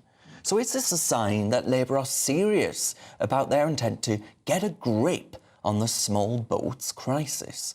Well, let's see what my panel make of this. Former Labour advisor Paul Richards and public policy specialist Lucy White. Paul, I mean, can they get a grip of it? Can this do anything, these talks? We've had more talks and goodness only knows what, and it ain't going away. Well, I think this is the right approach because you can't stop the boats once the boats are on the water. The idea here is that you choke off supply much higher up. So you disrupt, for example, the supply of the infrastructure, like the boats themselves, from getting anywhere near the water. You deal with, the gangs in the countries like Italy. That's why Yvette there. That's why Yvette is there. Mm-hmm. And I think, if you can do it upstream, as it were, I think that's going to be a far more effective way of doing it. And you have to put more resources in. But crucially, as Yvette is doing, you have to talk to the security services and the police and the immigration services in other countries and have those bilateral relationships, which is what this is all about. And I think that stands a chance of success. So on our screens right now, we're seeing, for our radio listeners, one of the boats coming over. They're being ferried across, and it says, from earlier today, this is exclusive GB News footage. I mean... It's horrific, isn't it? I mean, no one is saying this is a good situation, but the question is, how do you tackle it? And by that point, it's too late. Well, I mean, that's the point. Lucy, a lot of our viewers are saying, well, hang on, Darren. We're seeing these pictures now of them coming over in the boat. Turn the boat around and put them back on French land. Yeah, I mean, I actually do think I have a policy for the small boats. Oh. Yeah. So what we actually need to do is we need to treat the small boat crisis, the illegal migrant crisis, as if it were COVID-19. And I'm going to explain that to you now. So basically, with COVID-19, if you had COVID, you had to isolate at home. And if you had symptoms of COVID-19, you had to isolate at home until your PCR test showed that you were negative, and then you were allowed out into the public. So what we need to do is when the illegal migrants arrive, they need to be detained and isolated until, just like a PCR negative test, it can be shown that they are safe to enter the public. Now, How could that happen, though? Because they throw their documentation overseas, you know? Well, then if that's the thing, so I have two things to say for that. Number one, if they would like to prove to us that they are safe, then that would incentivise them to keep their passport so we can track their history.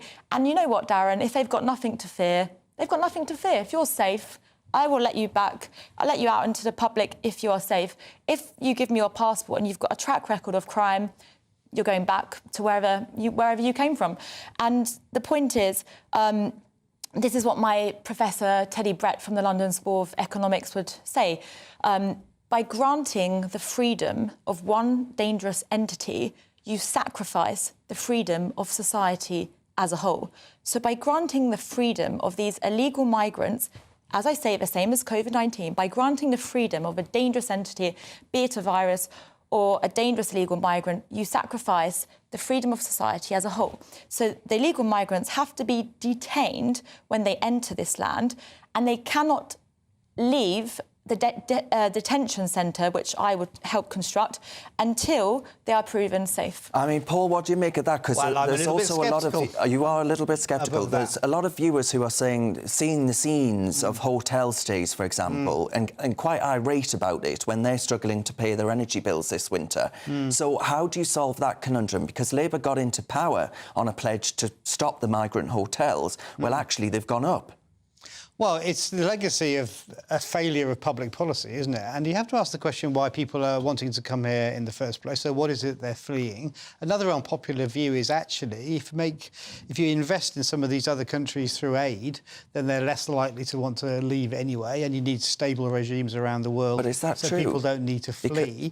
And I would go after the hoteliers as well. These people who are profiteering out of these hotels. And I live in a seaside town where I've seen it, where people are they're doing really well out of these deals with the Home Office. So I would go after them and tax them. If there are pulling factor incentives for people to come here to make some money, for example, they're going to come, aren't they? I think if people are living in a safe, economically prosperous in a place where they can make money, why would they come here? So it's about equalising trade and aid and all those things as well, and having a safer world. You can't just start banging people up because they're going to keep coming. And you have to instead, I think, just tackle it at source, which is what Yvette's doing in Rome. She's saying, look, let's smash the gangs upstream. Let's stop the boats getting anywhere near the water. Let's do deals with police forces around the world and make sure this crisis is prevented. It's a humanitarian crisis too. And you have to feel a little bit sorry for some of those people on the boats. Another unpopular view. Well, Lucy, do you feel sorry for them? Well, I think a few of the comments that you've just said are actually laughable. I mean, this idea that anyone suffering should all come to the United Kingdom, well, let me tell you, number one, the population of Africa is around 1.3 billion people. Do you genuinely think if we bring 1.3 billion people to our small nation island, we're going to absorb them all and everything will be fantastic? Well, actually, the reason why they flee their countries, if you read the book Why Nations Fail by Acemoglu and Robinson, it's all about weak rule of law and weak governance, weak institutions. The issue is 845,000 migrants last year were from non-EU countries, which typically you can infer to mean were from developing countries with weak rule of law. That's why you need more aid. That's my point. The issue is they are coming here, but we as the British government, we are not demonstrating any strong rule of law. Our rule of law is essentially going because we cannot control this crisis. We need to have a strong rule of law which says if you are an illegal migrant, you cannot simply enter the country. And the worst thing is they're just being dispersed across the country. They're not being contained. They're ruining every single village and town across this country. I mean, I'll let you come back to that, Paul, but I do want to ask on that point of levelling up, I guess, through international aid. Yes, to coin a phrase. We've tried that in large sums of money over many years, and actually the impact of having it could be a corrupt government, for example, or whatever else, abroad, means that money goes walkies and it doesn't get to the people it needs to. You need more robust systems to stop that from happening, and you need scrutiny of where the money does go. But, I mean, this is an argument around, our role in the world, and I've always argued that actually international aid is in our own national interest. It's a way we exercise soft power, but also help ourselves by stopping some of these crises being worse and stopping this massive flow of humanity. And I think, it's just to say, well, stop the boats was a facile slogan. Saying send them to Rwanda didn't work. You've got to do something like Yvette is approaching to do now and stopping it up source. And that's the way to do it. Yes, I mean, one of our viewers says migrants are given a better treatment than our own people. Stop benefits, 4-star hotels, and giving them a life of luxury. I mean, the hotels are not. They are not nice hotels. Some of them are, though. The ones in the town where I live, they are not nice places to be, and they are locked up in those hotels all day long. That's a stupid idea. OK. I'd let them work. All right, Paul Richards there and Lucy White before him there as well. Thank you very much. We'll come back to you after the break. Now, is this Sussex's new...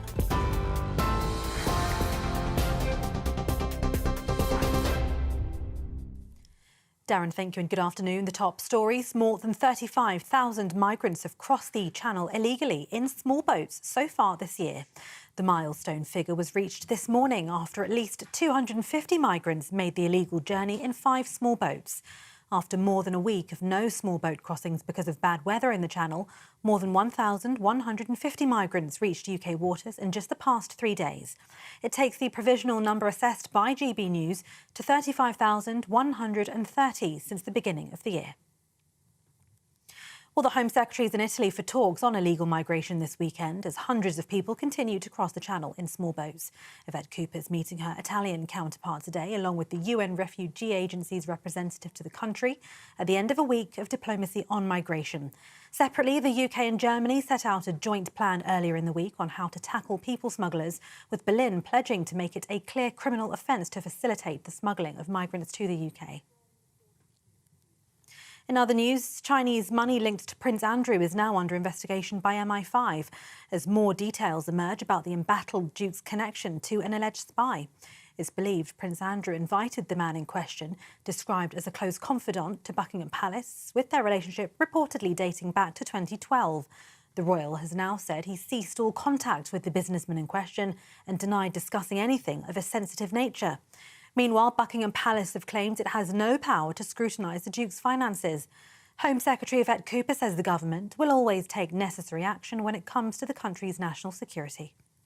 Well, our security and intelligence agencies are continually vigilant for any threat to UK national security, whether that be around foreign influence, whether it be around espionage, whether it be around any security threat. And so, of course, we won't hesitate to take action in individual cases or more widely wherever any challenge arises. Those are the latest GB News headlines for now. I'm Tatiana Sanchez. More from me in half an hour. For the very latest GB News direct to your smartphone, sign up to News Alerts by scanning the QR code or go to gbnews.com/alerts.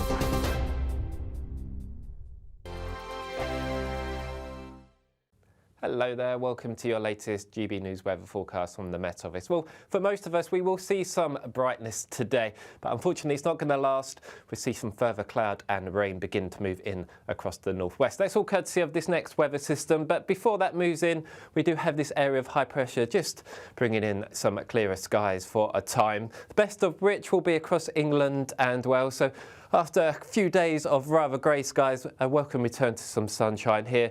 But up across parts of Northern Ireland and Western Scotland, the cloud returning with some outbreaks of rain arriving too. But most of the rain probably arriving after dark.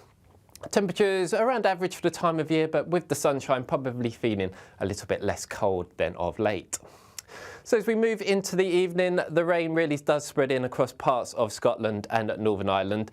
Winds also beginning to increase here too, so a rather miserable end to Saturday across this part of the world. But further south, largely dry for a lot of England and Wales as we approach the evening. Best of the clearer skies down towards the southeast, so here's the best opportunities if you are looking to spot some meteors tonight. So as we move into the rest of Saturday evening, that cloud and rain begins to spread its way a little bit further southeastward, weakening it as it does so. So very little rain really arriving down towards the far southeast. But for most of us, as we end the night, it's going to be a rather cloudy picture. Some hill fog around too, but for all of us, it's going to be a milder end to the night. Most of us seeing temperatures actually in double figures as we start Sunday. But we return to the cloud for most of us as we go through the course of the day. Main bulk of any rain really across the north, and this will actually turn quite persistent later on across western parts of Scotland, accompanied by a strengthening wind here too. But further south, largely dry but rather grey. But for all of us, it's going to be fairly mild, temperatures potentially into the low teens. Good Afternoon Britain isn't just about us. The wonderful thing about this programme is it's about everyone watching. It's an interactive programme. Well, there absolutely is something to see here, and we're going to be talking about it more. Whether it's breaking royal news, Will, please bring us up to date. Or indeed a particularly punchy speech in the House of Commons. Very, very curious. We bring it to you live, and then we bring you live reaction as well. That's Good Afternoon Britain, weekdays from midday. Only on GB News, the People's Channel, Britain's news channel. Hi there, I'm Michelle Dewberry, and I'm going to take a second to tell you all about my show, Dubes & Co. We start off with the issues of the day. We then bring in both sides of the argument. We get rid of the disrespect And then you throw me into the mix, and trust me, I'll tell it exactly how it is. And then, of course, the magic ingredient, you at home. We mix it all together, and what have we got? In my opinion, the best debate show in town. Monday to Friday, 6 till 7 on GB News, Britain's news channel.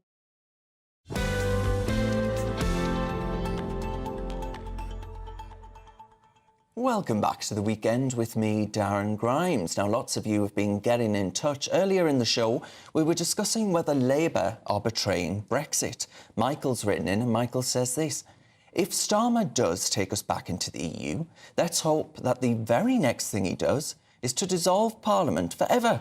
While we were in the EU, my main objection was that all of our laws came from Europe. If we go back into the EU, all we need is one man/woman sitting in an office with a rubber stamp. We'll save a fortune by getting rid of all of our members of Parliament. Well, let's see what my panel make of that. The former Labour Special Advisor, Paul Richards, and Public Policy Specialist, Lucy White. Lucy, is a Brexit betrayal on the cards inevitable? So the Labour Party have said they want closer relations We all with know what that the means. European Union. And, I mean, I myself, I voted to remain in Brexit. I think, Brexit has happened. It wasn't done very successfully. So we need to try and make it work the best as we can. And how that looks currently, I'm not too sure. Paul, I mean, the question there about the democratic nature of the European Union is one that we've heard many times before and well rehearsed on this channel. But where do Labour want to end up, do you think? Because the EU have said, look, we want fishing territories to be expanded, our access to them.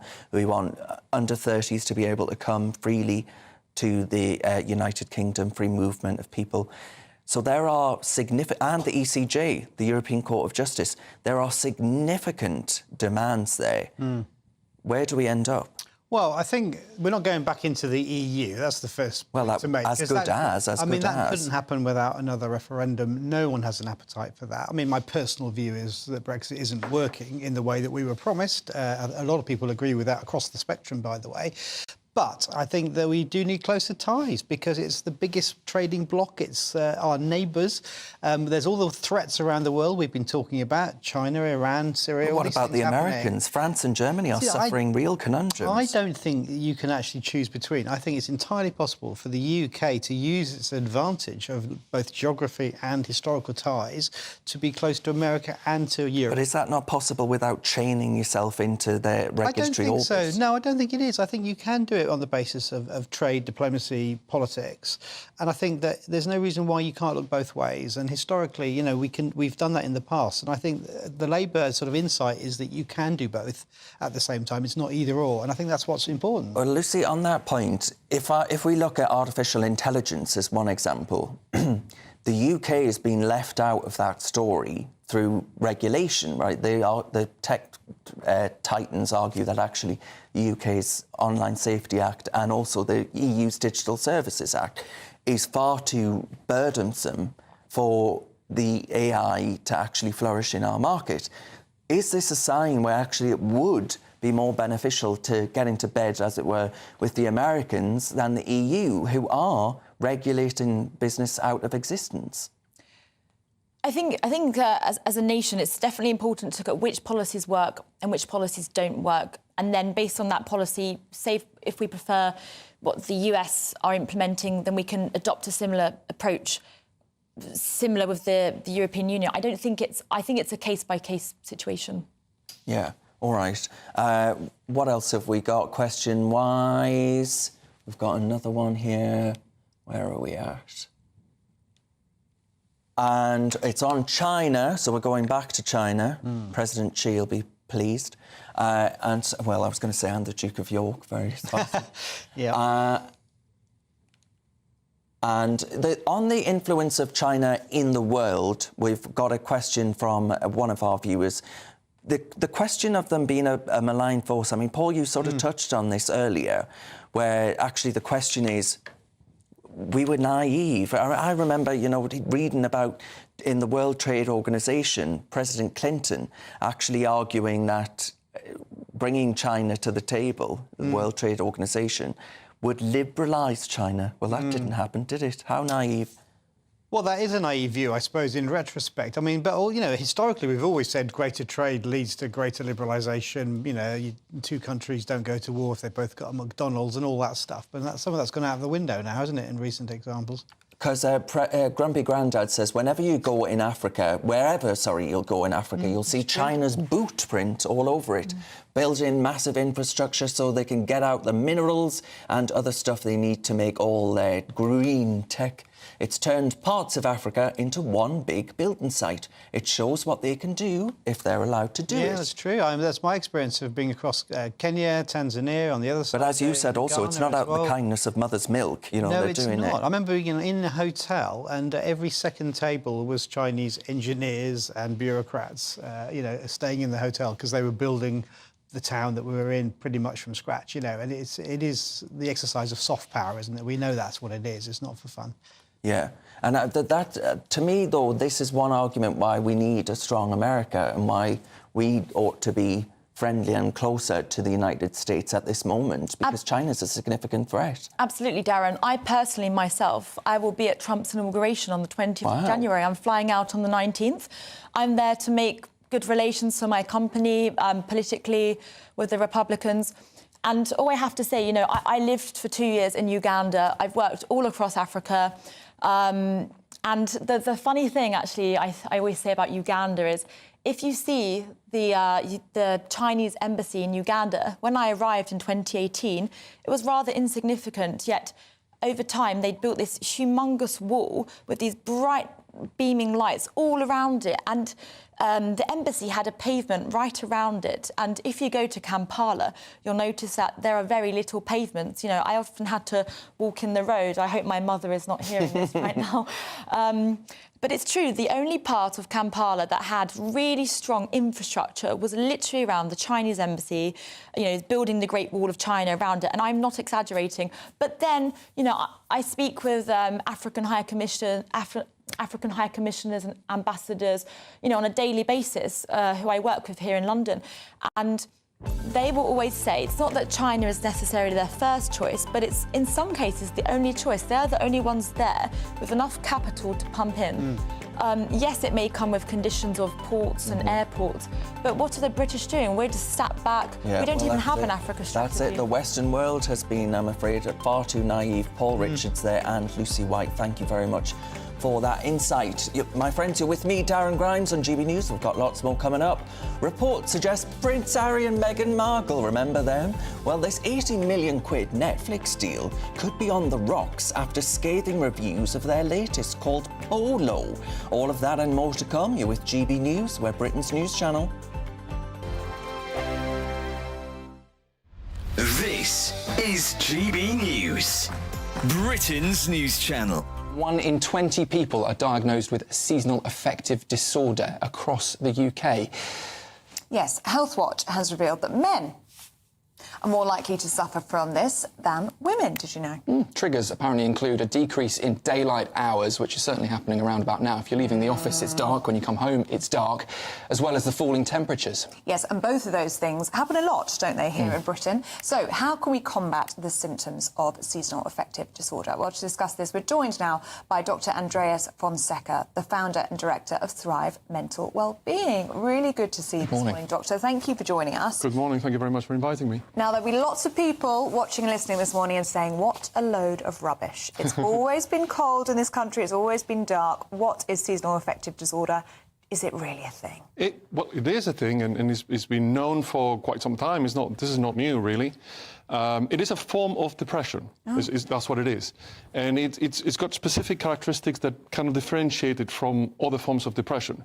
So the reason probably we're talking more about it is because it's basically people are more aware of it and they're recognizing it more. So before you used to be sort of just saying this person's got depression, now you have some specific things to look at that can differentiate it from other kinds of depression, which is quite useful because it's got some specific forms of treatment. So the things that are different about seasonal affective disorder are that for the diagnosis you need 2 years in which you only have episodes during either the late autumn or early winter. So that's when they start, and they fade away by late spring, summer. early summer. So that's how it works. You cannot have any episodes at any other time. So it has to be seasonal, specifically seasonal. GB News, the People's Channel. This is Britain's Newsroom, where your voice matters. It's just astonishing. With expert analysis and honest opinion, we don't just keep you informed. We bring you unique perspectives you won't see anywhere else. Can't argue with any of that. When the news happens, it happens here. On Britain's Newsroom, weekdays from 9:30 a.m. Only on GB News. If you want your news to be straight talking, This is the nightmare for the Conservatives again. down to earth, It's not just Nottingham where this is happening, is it? and most importantly, honest, Hard-working, middle-class taxpayers, they'll get the book thrown at them. then catch me, Martin Daubney, Monday to Friday, 3 till 6 p.m. on GB News, Britain's news channel. Join me, Nana Akwe, for an informative, interactive news programme with a difference. It's fun. No, he didn't say that, though. I'm so surprised. I think there's an element of truth to that. Join me from 3 p.m. every weekend, only on GB News, Britain's news channel.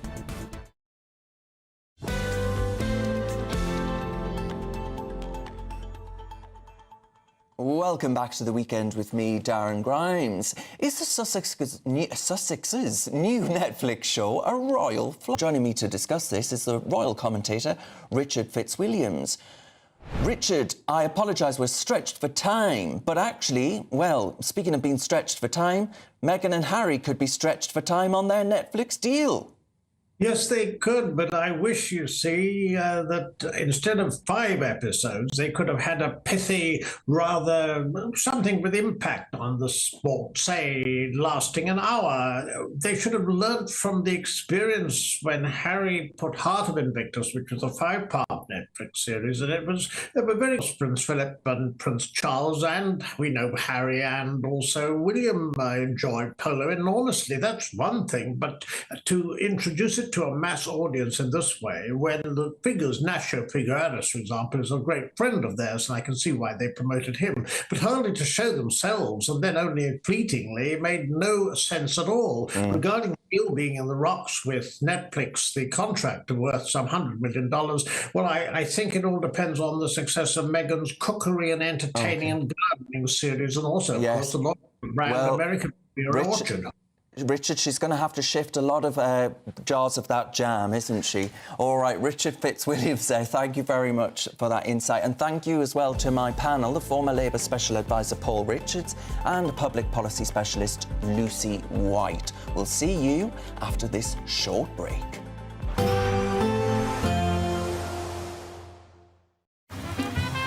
Despite the morning rain, it'll be a nice, warm, cosy day ahead. Boxed heat pumps, sponsors of weather on GB News. Hello there, welcome to your latest GB News weather forecast on the Met Office. Well, looking ahead, unfortunately, it's going to be a rather grey few days ahead after some brightness today. Wettest of the weather always up across the north, and that's because we'll see further weather systems just move across the north at times. Further south, always going to be more under the influence of this area of high pressure, keeping things a little bit more settled here. So we see out Saturday with some clear spells initially across the southeast, but the cloud and rain further north will spread its way southeastwards as the night goes on.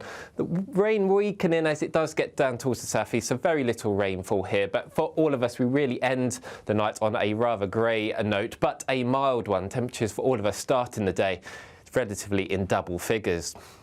But Sunday really is going to be a grey day for all of us. A pretty wet one too for Western Scotland. The rain really setting in right throughout the day. Some of this rain will be heavy and persistent, especially across the mountains. The far east of Scotland, here actually we could see some dry spells from time to time. Similar story really for northeastern England too, with again some spots of rain possible across the Welsh mountains. So moving through the course of Sunday, really very little changes. Wettest of the weather really across the north and across some of the western hills, but the further east you are, relatively dry. And here's where we may see some glimmers of sunshine from time to time, but really all of us, it is going to be a rather dull day, but a mild one. Temperatures for all of us in double figures, potentially into the low teens in a few spots.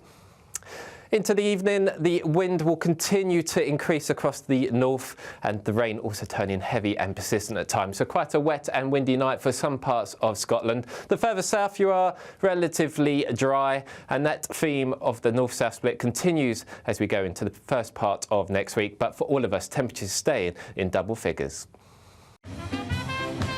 There will be a light breeze in the morning, leading to a warm front.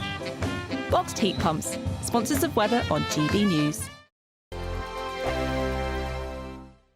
You could be joining the Great British Giveaway list of winners with your chance to grab a fantastic £50,000 in tax-free cash. My name is Cliff. And my name is Julie, and we won 25,000. I'd say don't hesitate, do it. If you're not in it, you've got no chance of winning it. For another chance to win, text cash to 63232. One entry costs £2 plus one standard network rate message, or text bonus to 63232. 5 entries cost £5 plus one standard network rate message. Go to gbnews.com/win. Entries start from just £2. You can call 0903 681 3232. Calls cost £2 plus your network access charge, or post your name and number to GB10 PO Box 8690 Derby DE1 9TT. UK only. Entrance must be 18 or over. Lines close at 6 p.m. on the 31st of January. Please check the closing time if listening or watching on demand. Good luck. It's Patrick Christie's Tonight, and here we do things differently. It's explaining the absolute madness of this, doesn't it? It's explosive. I mean, this is very good. It's lively. 850. Your government sat there, Sean, and it did nothing. It's controversial. And the Middle East has been in turmoil since before I was born. It's everything you need to kickstart your evening. Everyone's had their Weetabix tonight. I love to see it. That's Patrick Christie's Tonight, weeknights from 9 p.m. Only on GB News, the People's Channel, Britain's news channel. This is Britain's Newsroom, where your voice matters. It's just astonishing. With expert analysis and honest opinion, we don't just keep you informed. We bring you unique perspectives you won't see anywhere else. Can't argue with any of that. When the news happens, it happens here. On Britain's Newsroom, weekdays from 9:30 a.m. Only on GB News. Join me, Camilla Tominey, for a frank and honest discussion with those in power that cuts through the spin and gets to the heart of the issues shaping our nation. You haven't confirmed that you want to stand as leader, but you haven't ruled it out either. This report basically says that he's not fit to stand trial. Is he indecisive?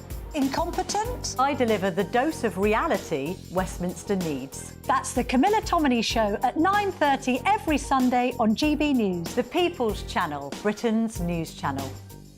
Good Afternoon Britain isn't just about us. The wonderful thing about this programme is it's about everyone watching. It's an interactive programme. Well, there absolutely is something to see here, and we're going to be talking about it more. Whether it's breaking royal news, Will, please bring us up to date, or indeed a particularly punchy speech in the House of Commons. Very, very curious. We bring it to you live, and then we bring you live reaction as well. That's Good Afternoon Britain, weekdays from midday. Only on GB News, the People's Channel, Britain's news channel. I'm Stephen Dixon, and thanks for joining us on GB News, Britain's news channel.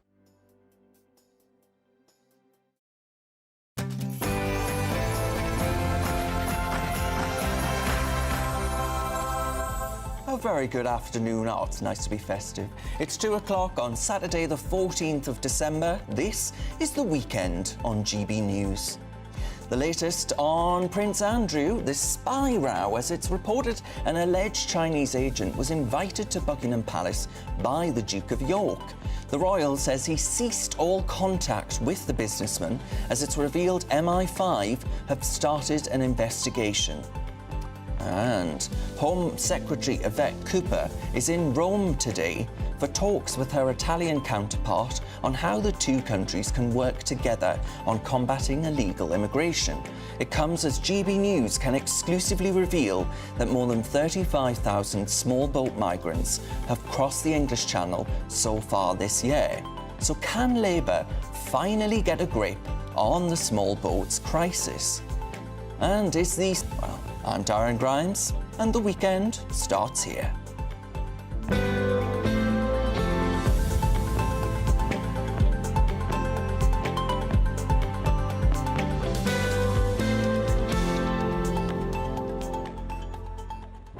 Now, this show is nothing without you and your views. Let me know your thoughts on all of the stories we'll be discussing today by visiting gbnews.com/your say to join that conversation.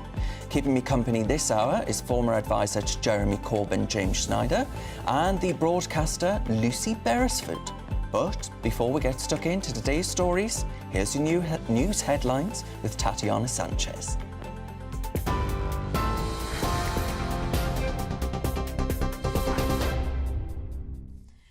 Darren, thank you and good afternoon. The top stories. More than 35,000 migrants have crossed the English Channel illegally in small boats so far this year. The milestone figure was reached this morning after at least 250 migrants made the illegal journey in 5 small boats. After more than a week of no small boat crossings because of bad weather in the Channel, more than 1,150 migrants reached UK waters in just the past 3 days. It takes the provisional number assessed by GB News to 35,130 since the beginning of the year. Well, the Home Secretary is in Italy for talks on illegal migration this weekend as hundreds of people continue to cross the Channel in small boats. Yvette Cooper is meeting her Italian counterpart along with the UN Refugee Agency's representative to the country at the end of a week of diplomacy on migration. In other news, Chinese money linked to Prince Andrew is now under investigation by MI5 as more details emerge about the embattled Duke's connection to an alleged spy. It's believed Prince Andrew invited the man in question, described as a close confidant, to Buckingham Palace, with their relationship reportedly dating back to 2012. The royal has now said he ceased all contact with the businessman in question and denied discussing anything of a sensitive nature. Meanwhile, Buckingham Palace have claimed it has no power to scrutinise the Duke's finances. Home Secretary Yvette Cooper says the government will always take necessary action when it comes to the country's national security. Well, our security and intelligence agencies are continually vigilant for any threat to UK national security, whether that be around foreign influence, whether it be around espionage, whether it be around any security threat. And so, of course, we won't hesitate to take action in individual cases or more widely wherever any challenge arises. Elsewhere, construction workers are 4 times more likely to die by suicide than the national average. It makes it one of the deadliest professions for mental health problems in the UK, according to a new report. Social media company On The Tools, the UK's largest community of tradespeople, has found that 73% of the country's 2.1 million construction workers have been affected by mental illness. In the last decade, 7,000 have taken their own lives. The company is trying to raise £2.5 million to fund counselling for workers in the industry. South Korea's parliament has voted to impeach President Yoon Suk-yeol over his short-lived attempt to impose martial law earlier this month. Mr. Yoon's decision put the country into a constitutional crisis as soldiers clashed with protesters on the streets of the capital, Seoul. Tens of thousands of demonstrators have descended onto the city's streets every night for the past 2 weeks, calling for Mr. Yoon's removal and arrest. The state of emergency only lasted about 6 hours as Parliament voted to block the decree. Yoon Suk-yeol has vowed today not to give up, and he said he would do his best until the last minute for the country. And a former Premier League footballer has been appointed president of Georgia amid heightening tensions over the country's relationship with Russia. 53-year-old Mikhail Kavalashvili was a striker for Man City between 1996 and 1997 and later played for several clubs in the Swiss Super League. He was elected to Parliament in 2016 and in 2022 co-founded the People's Power political movement as a splinter group of the ruling Georgian Dream Party. He has strongly anti-Western, often conspiratorial views. And those are the latest GB News headlines for now. More news in half an hour.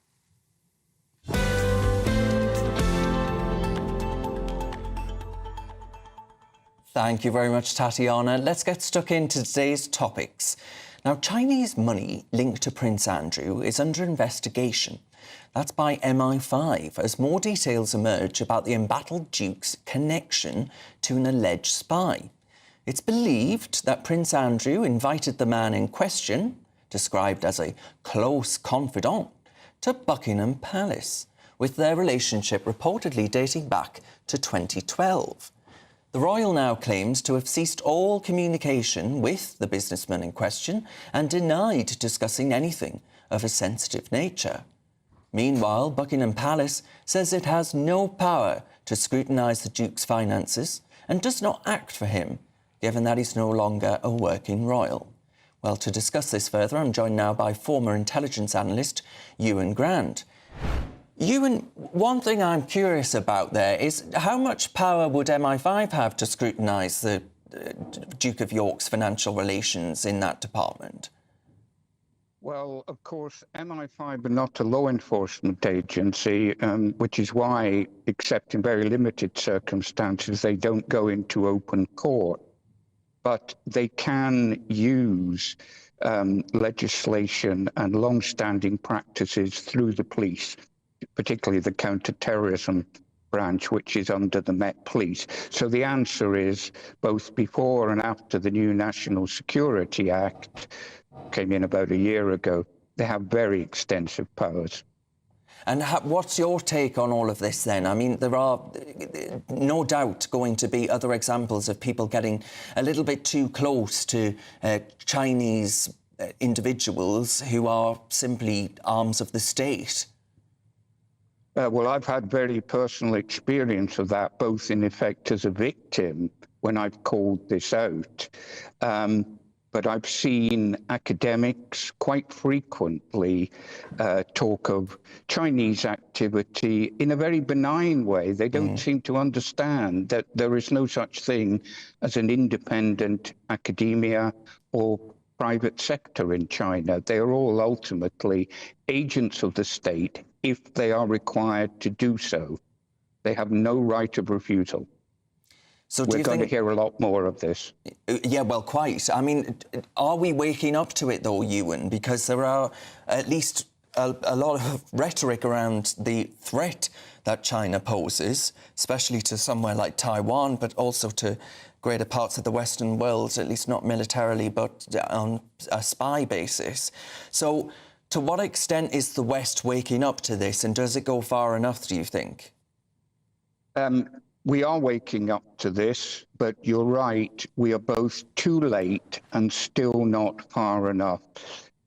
One slight grounds for congratulation, if congratulation is the word, is that the Five Eyes countries, the US particularly, and the UK and Australia, are ahead of the game on this, and it gives us considerable leverage to work more closely with the European nations, because everything's connected. The same things for Russia as China, but there's still a long, long way to go, and too many are ignoring it.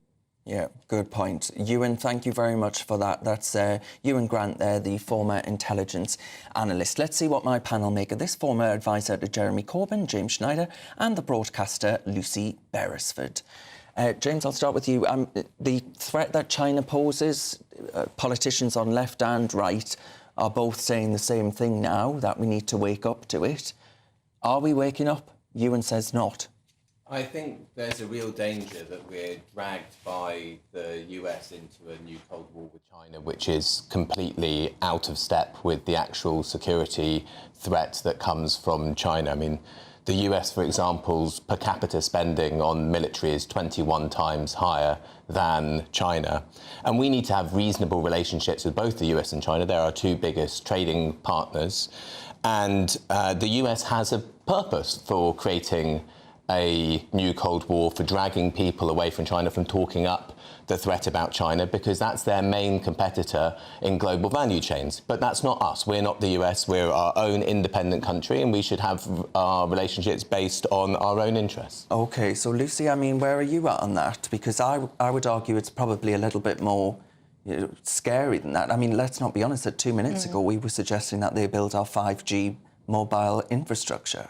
Yeah, no, that really was quite worrying. And you were speaking to someone earlier about the dangers of linking us to Huawei a bit too closely. Yes. You only have to see what happened in Hong Kong and the way in which China completely went against all of the good faith articles that they had signed about how they would keep Hong Kong at arm's length, particularly in terms of financial services.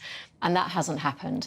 And people being imprisoned for daring to speak out about the regime, and also the saber-rattling that goes on around Taiwan. But would you like to see us follow the America? I think the problem is that I think it's I think that it's possible to have trade relations with a country like China, but still be incredibly against their human rights record and to be incredibly wary of their cyber reach. You know, we are a global society and you don't want to cut yourself off from that particular market just because there are other markets that are slightly bigger. There's a burgeoning middle class within China, which does speak to purchasing a lot of the goods that we might sell. However, I think it's good to be, you know, almost caveat emptor. You have to be buyer beware when you're dealing with a country as inscrutable as China. And especially if you're a member of the royal family, you would think. Completely. And I'm surprised that he does, as someone who's been born into the royal family, I'm surprised he doesn't have the antennae to work out why people want to get close to him. In response to these allegations, the Duke of York has had this to say. This is from Prince Andrew's office. The Duke of York followed advice from His Majesty's government and ceased all contact with the individual after concerns were raised. The Duke met the individual through official channels with nothing of a sensitive nature ever discussed. He's unable to comment further on matters relating to national security. You almost read that like it was a fairy story, like a bedtime story, and as fictionalised as a bedtime story. Well, it gets worse because the UK's Chinese embassy had this to say. Some individuals in the UK are always eager to fabricate baseless spy stories targeting China. Their purpose is to smear China and disrupt normal exchanges between Chinese and British personnel. Yes, I'm sure it's not a single spy in mainland Britain. Now, leaked documents have revealed that the European Union is set to demand access to UK fishing waters and freedom of movement for students as part of a post-Brexit trade deal. I believe that's actually under 30, so I don't think student is a necessary prerequisite. This comes as Sir Keir Starmer looks to reset relations with the EU after entering 10 Downing Street back in July. So would granting concessions to the EU amount to a betrayal of our vote for Brexit? Let's see what the panel make of this. Former advisor to Jeremy Corbyn, James Schneider, of course, and broadcaster Lucy Beresford. Lucy, I'll start with you this time. The idea of having free movement for people under the age of 30 and the idea of giving up even greater access to Britain's territorial waters. A lot of people in the fishing community are saying, I'm struggling enough as it is. Correct. So, in your opinion, would this amount to a betrayal of that vote? I think it would, and I think the danger for the government is that it plays into Reform's hands. I mean, I think it will be a really interesting to see over the next 5 months. And do you see Reform as a threat to Labour as well? Absolutely. You only have to look at the number of constituencies that Labour won on very, very slim majorities, where it was actually Reform that came second. Not the Lib Dems, not the Conservatives, but Reform. And it is, in a way, red meat, or maybe red fish, I don't know if that's the appropriate thing, but red meat to people who voted Leave, to be able to see some really quite concrete things that they felt they voted for potentially being dismantled. Free movement would obviously be one of them, and anything to do with either agriculture or fisheries. And the problem is, even though we're an island nation, the coastline of Europe is just so much bigger than it is for the UK, in mile terms. And so I think a number of farmers and certainly quite a lot of trawlermen and fishermen would feel that they had been completely betrayed by the government. And the only person that would benefit from that would be potentially Nigel Farage and Reform. And what will be interesting is in the local elections in May, that will almost be like the first test. Yes, it will. It will. They did well in some seats. In Thursday, there were by-elections, local election by-elections. Is this just Sir Keir Starmer giving an easy own goal here? Well, I mean, this is the EU's negotiating position, and a big part of the problem of the Brexit years is that we have a deeply unserious political and media class who couldn't engage with the issue of leaving the EU in a way that you actually engaged with what does it mean to move out of one particular, and move out of that institution. And one of the things we had all of the time during that Brexit process was the EU negotiating position was taken as being that's what we had to accept by one section of the political class, which is absurd. It's a negotiating position. And it was taken as an immediate sign that we can't even negotiate with them at all from the other side of our deeply unserious political and media class. And the answer is that we do need to have an improved trade deal with Europe, but unfortunately, from seeing how Keir Starmer was as Shadow Brexit Secretary, he can't see the difference between different types of regulations. So, for example, you might say that some areas of EU law we pretty much agree with, so we're perfectly happy to have dynamic alignment. Other areas we might not like, and we might want to have a difference and separation. In order to have a decent agreement, you need to know what it is that you want, which are the bits of... And there are some areas of EU rules and regulations that are perfectly good and decent, and we wouldn't mind them at all. And there are other bits, like, for example, how we do our procurement. We would probably like to be able to prioritise companies that are in Britain or particular types of companies, or do so in strategic ways, or be able to upgrade bits of our regional economies or improve our public services in ways that you're not allowed to under EU law. But can we actually expect that anybody from this current government is actually prepared to go into bat for us on our behalf? Or are they more in hock to trying to appease almost the EU? Because I do agree with what you've just said, by the way. No, but I don't require negotiation. I don't think within my world of kind of psychotherapy, if you're dealing with any kind of relationship with your partner, with your boss, with your kids, the relationship changes. It's a dynamic thing. It's a flowing thing. And so for sure you want to be able to revisit it, reset it in, Keir's big phrase. But can we trust that they're actually going to do it I without... hear the word reset, and I think remain. That's what... So this is also part of the problem, is seeing everything. Like for example, the things I'm talking about, you could say that's coded remain or coded leave. The answer is it isn't either of them. What I'm saying is there are some bits of EU laws which are quite good and we'd be perfectly happy to be closer to, and there's some bits that we want to be distant from. The problem with a lot of the debate is either you get people who are like Keir Starmer, who basically think that all EU rules are decent and so it's fine for us to have dynamic alignment to all of them. That's a kind of basic position, of course, with some opt-outs and so on. And then people on the other side who say, well, we can't be doing with any of it and having any concessions in a negotiation, which you have to have, are in some ways appeasement or selling out. What we should do as a country is work out what is the geo-economic relationships that we want with the major trading blocs, with the US, with Europe, with China, and how do we fit into their blocs? Because, Lucy, very briefly, we haven't got very long, but I see this as, right now, we've got this unfrozen moment, this golden opportunity in which we can be in between all of these players. And actually on things like artificial intelligence, I think Europe's going to regulate it to death, whereas we could be the sort of tech hub. We could definitely set the agenda. My worry is, do they have the heart to do that? Does this government actually have the heart to do it? They're going to sign it away. I worry that they're going to be too passive, in the same way as they've kind of passively signed away the Chagos Islands, in the same way as they've said, oh, it's going to be really scary when Donald Trump comes in, we're never going to be able to get a trade deal, so let's not even bother. Exactly. It's very, very worrying how... passive they are. Yeah, I mean, this is a man that puts Davos over Darlington, so I'm afraid I've got absolutely no hope in any serious negotiating strategy. Well, all right. Thank you very much, Lucy Beresford there and James Schneider before Lucy. Now, for all the best analysis and opinion on that story and more, you can go to our website. We're at gbnews.com. Now, lots more coming up today. GB News exclusively reveals that more than 35,000 small boat migrants have crossed the English Channel so far this year. That comes as Home Secretary Yvette Cooper is in Rome on a jollies. No, she's not. She's there for crunch talks on illegal migration. Can Labour finally get a grip on the small boats crisis?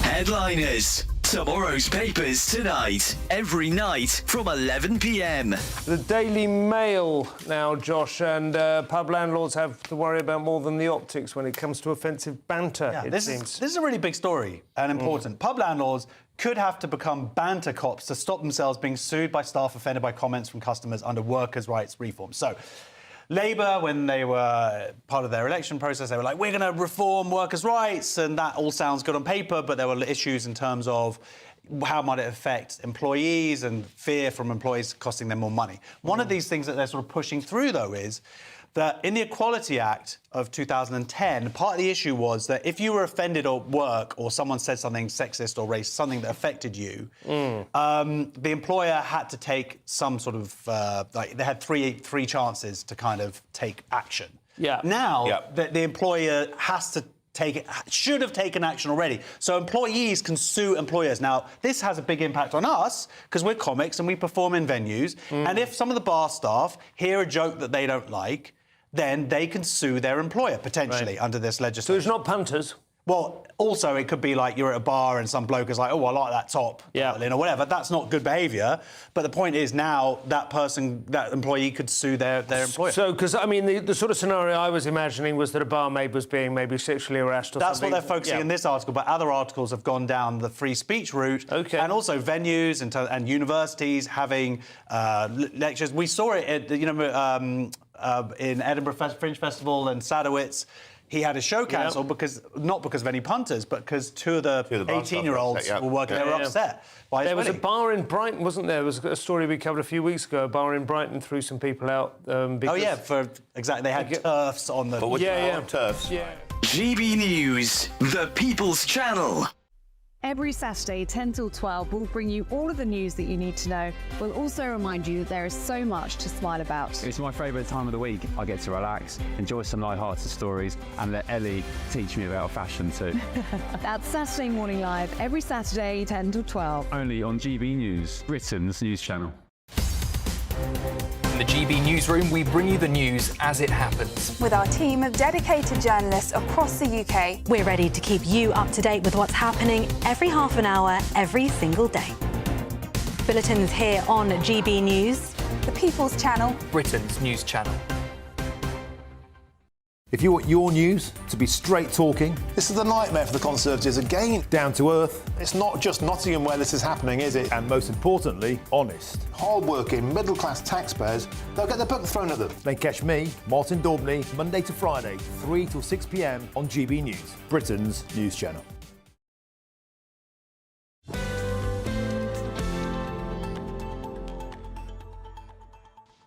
Welcome back to The Weekend with me, Darren Grimes.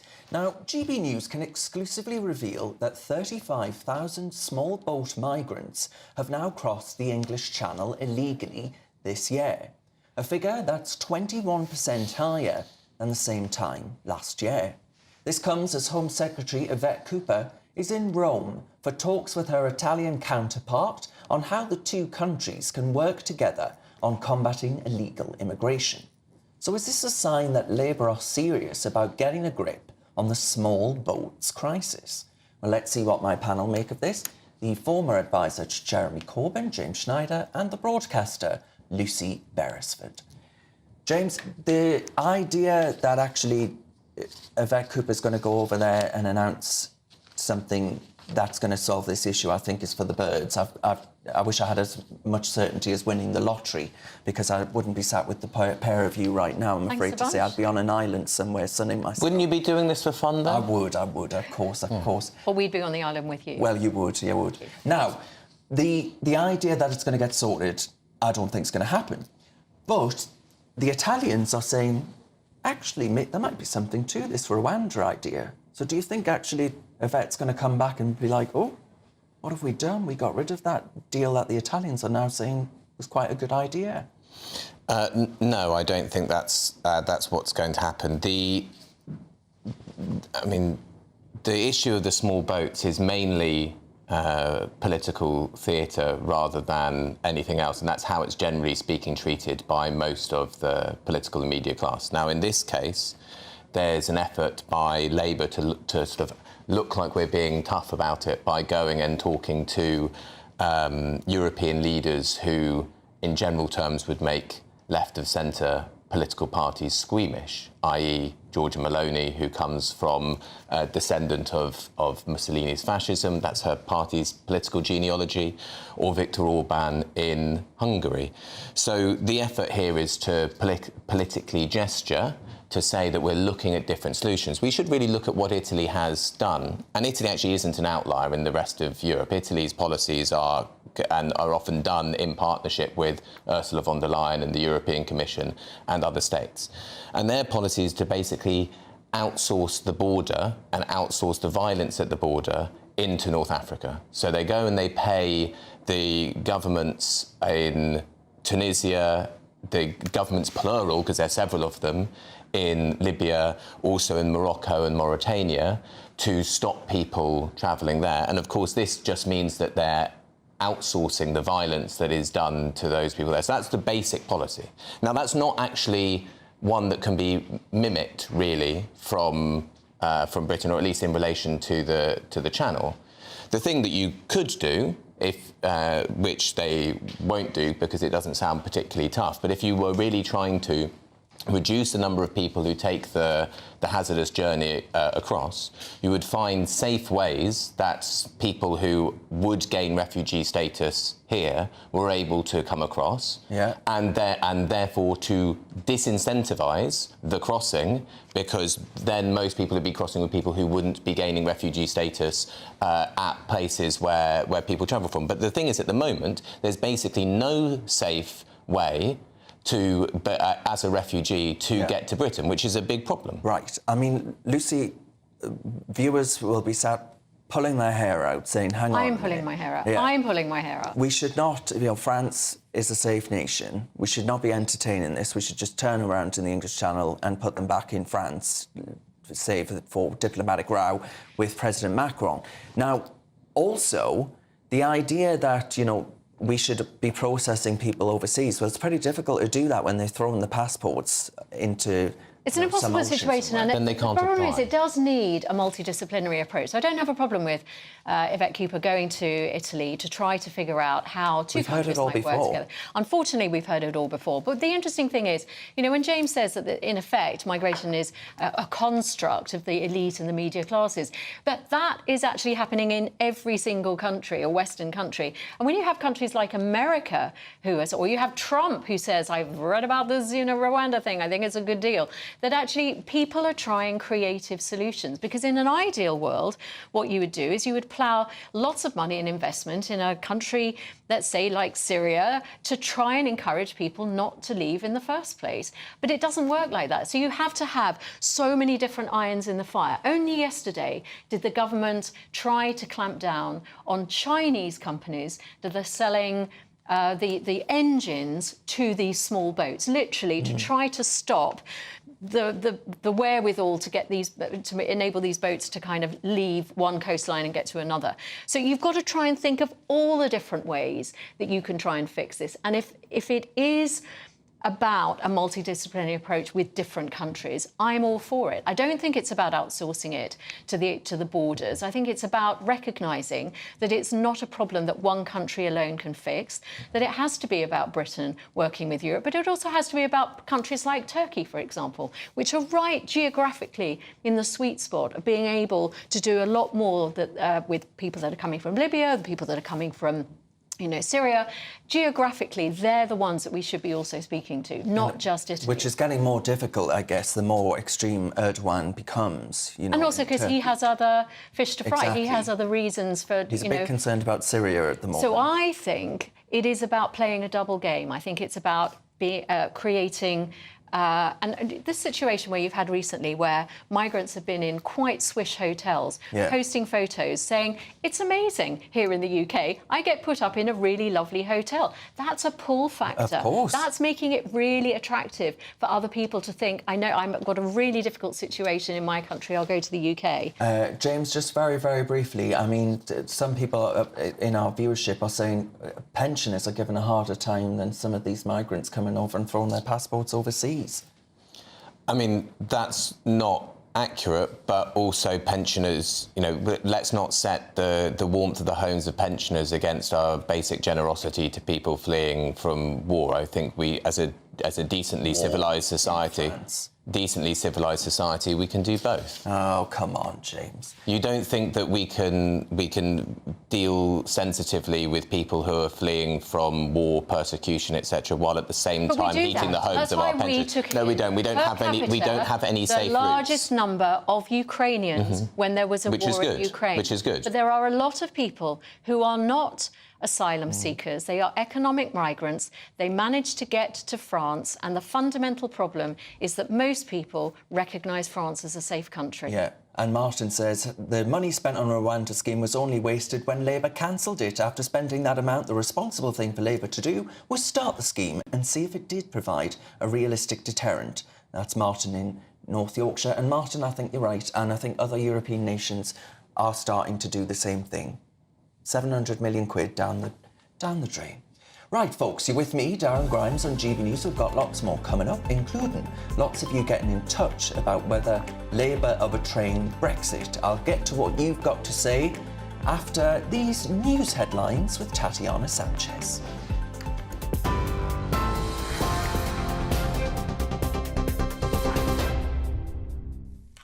Darren, thank you. The top stories. More than 35,000 migrants have crossed the Channel illegally in small boats so far this year. The milestone figure was reached this morning after at least 250 migrants made that illegal journey in 5 small boats. After more than a week of no small boat crossings because of bad weather in the Channel, more than 1,150 migrants reached UK waters in just the past 3 days. It takes the provisional number assessed by GB News to 35,130 since the beginning of the year. The Home Secretary is in Italy for talks on illegal migration this weekend as hundreds of people continue to cross the Channel. Yvette Cooper's meeting her Italian counterpart, along with the UN Refugee Agency's representative to the country, at the end of a week of diplomacy on migration. Chinese money linked to Prince Andrew is now under investigation by MI5 as more details emerge about the embattled Duke's connection to an alleged spy. It's believed Prince Andrew invited the man in question, described as a close confidant, to Buckingham Palace, with their relationship reportedly dating back to 2012. The royal has now said he ceased all contact with the businessman in question and denied discussing anything of a sensitive nature. Home Secretary Yvette Cooper says the government will always take necessary action when it comes to the country's national security. Well, our security and intelligence agencies are continually vigilant for any threat to UK national security, whether that be around foreign influence, whether it be around espionage, whether it be around any security threat. And so, of course, we won't hesitate to take action in individual cases or more widely wherever any challenge arises. Those are the latest GB News headlines for now. Sophia Hill has your next update. For the very latest GB News direct to your smartphone, sign up to News Alerts by scanning the QR code or go to gbnews.com/alerts.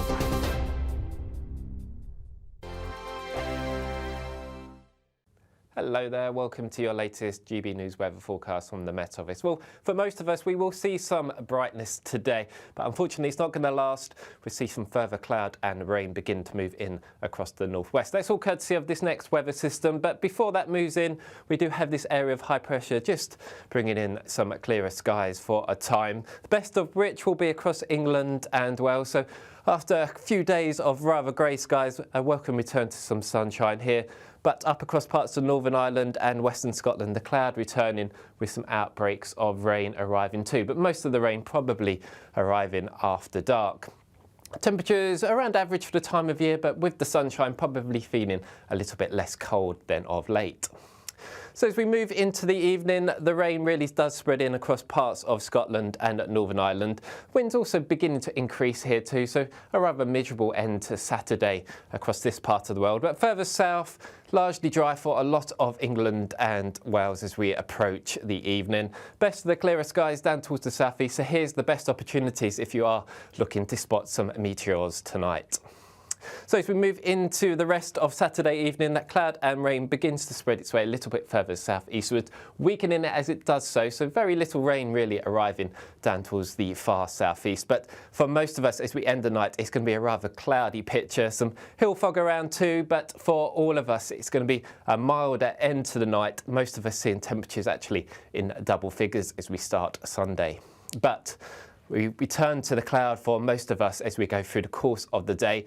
Main bulk of any rain really across the north, and this will actually turn quite persistent later on across western parts of Scotland, accompanied by a strengthening wind here too.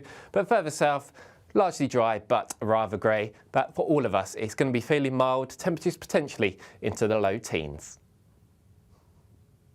Good Afternoon Britain isn't just about us. The wonderful thing about this programme is it's about everyone watching. It's an interactive programme. Well, there absolutely is something to see here, and we're going to be talking about it more. Whether it's breaking royal news, Will, please bring us up to date, or indeed a particularly punchy speech in the House of Commons. Very, very curious. We bring it to you live, and then we bring you live reaction as well. That's Good Afternoon Britain, weekdays from midday. Only on GB News, the People's Channel, Britain's news channel. Hi there, I'm Michelle Dewberry, and I'm going to take a second to tell you all about my show, Dubes & Co. We start off with the issues of the day. We then bring in both sides of the arguments. We get rid of the disrespect, and then you throw me into the mix. And trust me, I'll tell it exactly how it is. And then, of course, the magic ingredient, you at home. We mix it all together, and what have we got? In my opinion, the best debate show in town. Monday to Friday, 6 till 7 on GB News, Britain's news channel.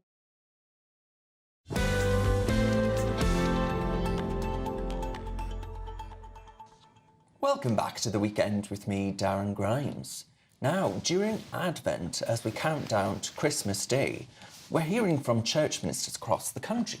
Now, each day they have a special message for you to celebrate the festive season. The GB News Advent Calendar, Day 14. My name's Marcus. I'm a priest in the Church of England. Have you ever experienced one bad thing after another in a very short space of time? Maybe the car breaks down, then your washing machine breaks down, then you get sick, then you find out your loved one has been diagnosed with cancer, and so on and so on. When you think life could get harder, it gets harder. It will be easy to despair and lose hope and see these bad things as a sign that God is against you. But this time of Christmas, we are reminded that God came down in the person of Jesus Christ to suffer with us and for us. It is a sign that tells us that God is for us and not against us. It tells us that nothing can separate us from the love of God. God hasn't promised to give us an easy life on earth, but He has promised to be with us through all the good and the bad in life, to be our strength, to be our peace, and to be our joy through it all. This is Emmanuel, God with us.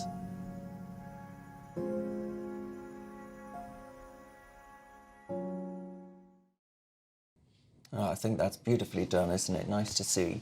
And you can see all of our special Advent messages as Christmas approaches by visiting gbnews.com/Advent. Merry Christmas.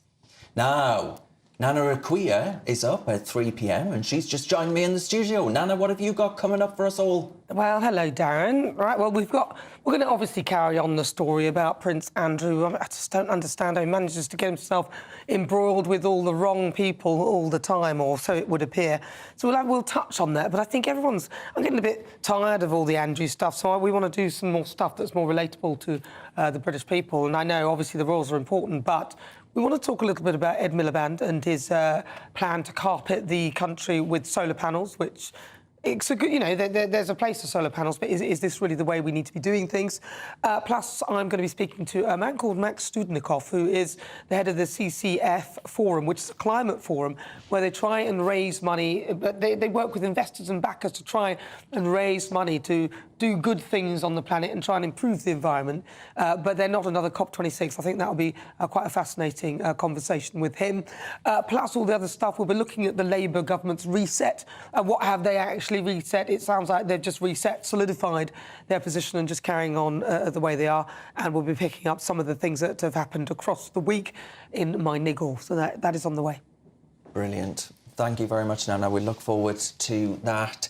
Now, lots of you have been sending in your thoughts as well on whether Labour could be betraying Brexit. Yol has written in and says this: if Starmer's reset with the EU goes the way we think, this will be up there as one of the biggest betrayals of the people.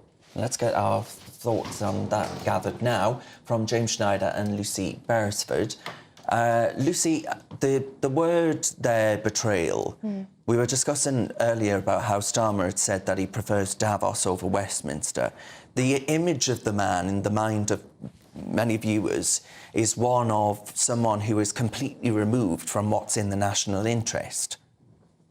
Well, I don't know whether it's that so much, but it is very much that he is someone who voted Remain and isn't perhaps capable of ruling for everyone, of governing for everyone. And that's why so many people are alert to whether they feel that their voice is being heard. Don't forget, for a number of people, Brexit wasn't so much about a specific policy or a specific outcome. It was about showing the governing classes that they didn't feel heard, that they didn't feel seen by people. And if you are to, in effect, try to overturn some of the aspects of that vote in 2016, ultimately you're going to make people feel that they aren't heard, that they're not listened to. And then where do those people go? If, come the next election, this still becomes a feature, Keir Starmer's going to have to watch out, because people will remember that. They'll see it as a betrayal and they'll vote accordingly. Mm-hmm. Yes, the image of Starmer not being on the side of the public, though, already 5 months in, that's a pretty bad PR campaign. Well, you can't, what's the phrase, you can't put lipstick on a pig. It's still a pig. I mean, the underlying point is, and I think that Davos over Westminster quote is extremely telling.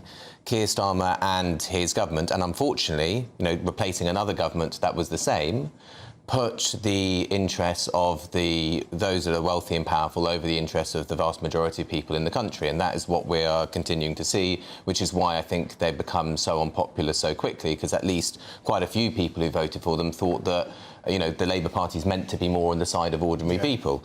Unfortunately, that wasn't the case. I don't think with the Brexit, though, it's specifically a betrayal, because it goes back to the way in which the referendum was set up and afterwards, and the unseriousness, as I was saying before, of our political class. Because the serious thing would say, we're going to vote on whether we leave, and then the parties need to come up with their plan for leaving, and then we have a general election about it. Because we didn't say in the referendum, it wasn't on the ballot paper, leave means this particular thing. It's just, we will leave the EU. Once people voted to leave the EU, we are going to leave the EU. All parties should come up with plans for that, and we should have had an election on that basis. Then we could see what's the type of leaving. Well, it would have helped if there hadn't been people seeking to try to overturn them within about 5 minutes. I agree with you. But there was a sort of establishment arrogance, wasn't there, that the British public would never vote against their council. Yeah. Which is, which I think any other time there's another, the elite has another vote like that of any sort where they say, oh, of course, that the public are going to support us, the public will vote against them. I would just like to put in a quick word for Davos, actually, in the sense that it is characterised as this location where it is just about elite people. But actually, what you find is that it's about ordinary businessmen and women who run companies, who employ lots of people, who give people their leg up in their career and provide people with income. And actually, if you cut off that section of society, and if you don't have a sort of a forum at which people can discuss the latest ideas around wealth creation, then actually you run the risk of making your own country much poorer. I've been to the World Economic Forum as a reporter, and I didn't feel that they were working in the interests of the overwhelming majority of people. I thought they had their own back and no one else's. Right, OK, there's some views. Thank you very much for that. I didn't think we'd get on to the World Economic Forum, but there we are. PR has written in, not proportional representation, I assume, and said, we had a referendum to leave. Leave won. Starmer has no mandate or referendum to do what he is doing. Surely a potential reversal could be challenged legally. Well, you know, we're not the ones on this side of the fence with all the money to do all that sort of thing. It was all of the Remainers, wasn't it, with their legal schemes. Right, let me know your thoughts on all of the stories we've been discussing today. I imagine that World Economic Forum discussion has got many of you animated. You can visit gbnews.com/your say to join that conversation there, or message me on our socials. We're at GB News. A huge thank you to my panel there, former advisor Jeremy Cohen, James Schneider, and the broadcaster Lucy Beresford there. You're with me, Darren Grimes, on GB News. Coming up, the latest in the world of showbiz. Did someone say Strictly? And no, you're not watching it tonight because you're watching the Saturday 5, OK? You're with GB News, we're Britain's news channel.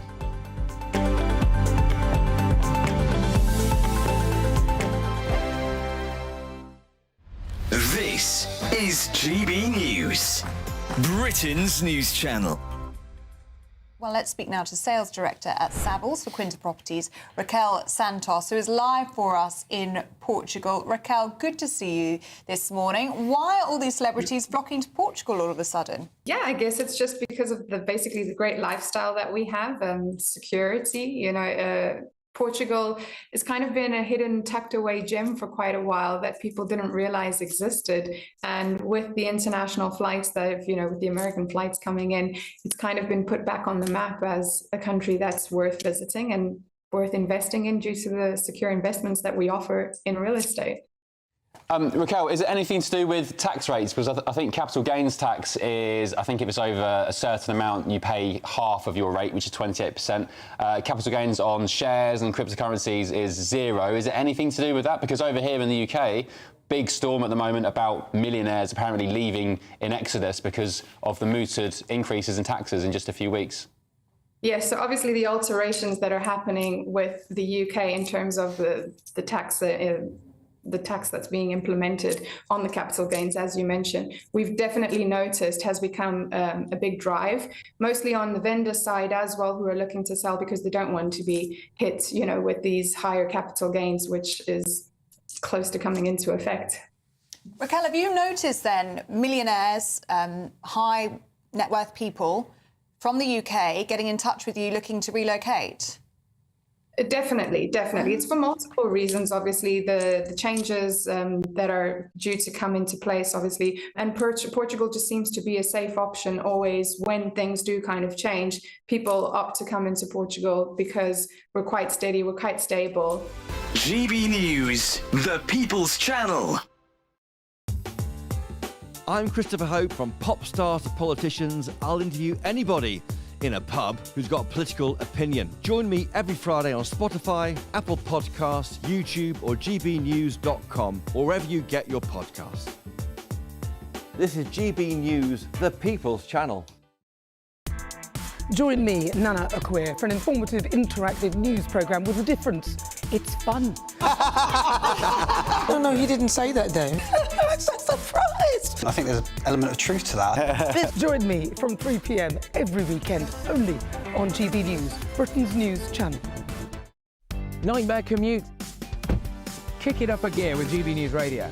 You can listen online and on DAB+ and on the GB News app. We're also on TuneIn and the Radio Player apps. From the school run to rush hour, get revved up with GB News Radio. We are the People's Channel, Britain's news channel.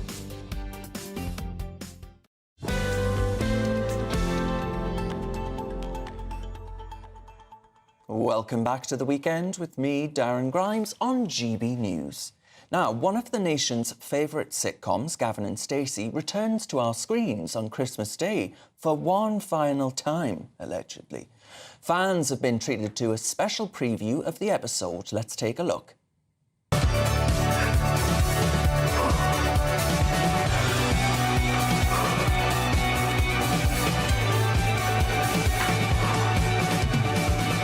Right, that's your lot. You'll have to walk the rest. Mini golf that way, Marco's over there. Is there any way we could be done? No, I'm done. That'll be 75 quid. What? But we've only been on a couple of minutes. Oh, love. I'm just speaking my truth. I find your abusive tone very triggering. I really didn't. You're damaging my mental health. Now, if I was you, I'd leave it there. You got Apple Pay? I got Bluetooth in my bra. Well, joining me to discuss this is the showbiz journalist, Stephanie Tetchy. Stephanie, thank you very much for being with me. No worries. Watching that, do you think actually there is a clamour for Gavin and Stacey to return? I think there is. You know, some people who haven't watched Gavin and Stacey are like, what's all the fuss about? But when we think of British sitcoms, Darren, they're dying, and there's only a few that people really love. And Gavin and Stacey, they've got this cult-like fan base that have been watching it since 2007. The last episode was in 2019. It was watched by 12 million viewers. You know, that was the most highest the BBC had in a decade for an unsporting event. So there is that, you know, that kind of want to see Gavin and Stacey. And what numbers are they predicting this time? To be honest, it's going to be on Christmas Day, and I think, you know, it will top the 12 million because James Corden and Ruth Jones are saying that this is going to be the last episode. The last episode was a cliffhanger where Ruth's character proposed to James Corden. We don't know if he said yes or not, and it has been 5 years. So there's a lot of the characters which you have to tie up their storylines, and I think there will just be that interest there. They say it's the last one, but I don't think... Well, no, because James Corden's come back to Britain sort of with his tail between his legs, well, would you say? You know, Darren, he went off to Hollywood to become a Hollywood star in that sense, and I think he found the pressure a bit too much, and he's come back to the UK, and it's like, you know, Gavin and Stacey it works as a successful format for him, so maybe it might come from off the BBC and onto somewhere like Netflix. I never see it truly as the end. Eventually, we'll be talking about Gavin and Stacey, the movie. Well, yeah, give it time. Steph, another point was the Strictly Come Dancing final. Yes. Which, that'll bring in some numbers, I assume. Not you, though. You'll be watching Saturday 5. I know our GB viewers are watching GB rather than Strictly, but you know what? There was much controversy ahead of this 20th anniversary series. I didn't even think we were going to get to this point where the show was still going to be on the BBC for the final tonight, but hey-ho, they've managed to battle through the controversies, and tonight we've got 4 finalists, including Chris McCausland. How do you think it's been as a season? As a series, I think it's been quite entertaining. Obviously, we do get that same old argument. If someone like JB Gell from JLS, he's a pop star, he's already a trained dancer, does it have any merit him being on the show versus someone like Chris McCausland, who is blind and has sailed all the way through to the final? I do feel like he will win. I didn't tell you I was going to ask you this, but I was really quite taken aback by the stories about Max George from Wanted. Yes, that was a bit heartbreaking as well, because we know one of his bandmates, Tom Parker, died from a brain cancer a few years ago, and he's been quite quiet. How old was he? He was young. He was only, I think, 30 at most. So for now, Max George to come out and said that he's going in for heart surgery, it's very unexpected. And the main thing as well, Darren, with these kind of cases, they're so young. You don't really expect to hear someone who's in their early 30s going for heart surgery, but he has been open with his fans, and hopefully it will be a success. Yeah, he says he's going to spend Christmas in recovery. And it's heartbreaking in that sense, because I can imagine him, he wants to be quite active as a pop star, with acting as well, so I think it's definitely something to watch. Yeah, and just life is short and precious, you know. It's too short. I'm wishing him all the best. Absolutely, absolutely. All right, Steph, thank you very much for joining me. Well, you've been with me, Darren Grimes, on GB News. Thank you so much for doing so. But don't go anywhere, because Nana is coming up next in just a moment. Fiery debate with her. And then at 6 p.m, the most important. It's the Saturday 5. First of all, though, we're going to get a look at your weather with Craig Snell.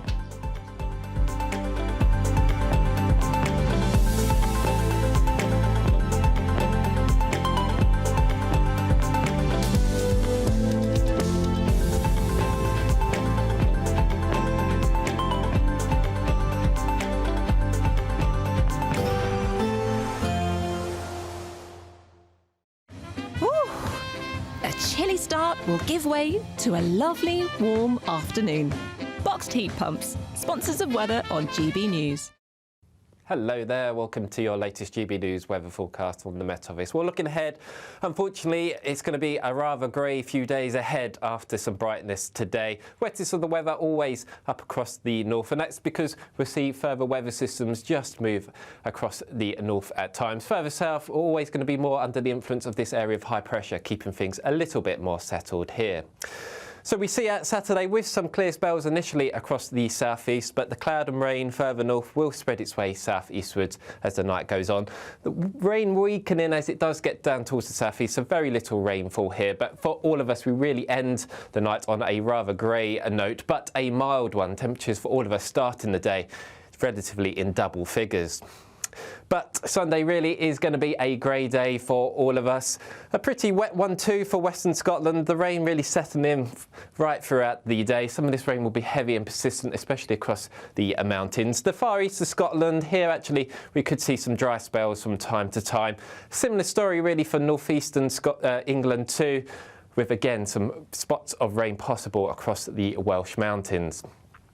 So moving through the course of Sunday, really very little changes. Wettest of the weather really across the north and across some of the western hills, but the further east you are, relatively dry. And here's where we may see some glimmers of sunshine from time to time, but really all of us, it is going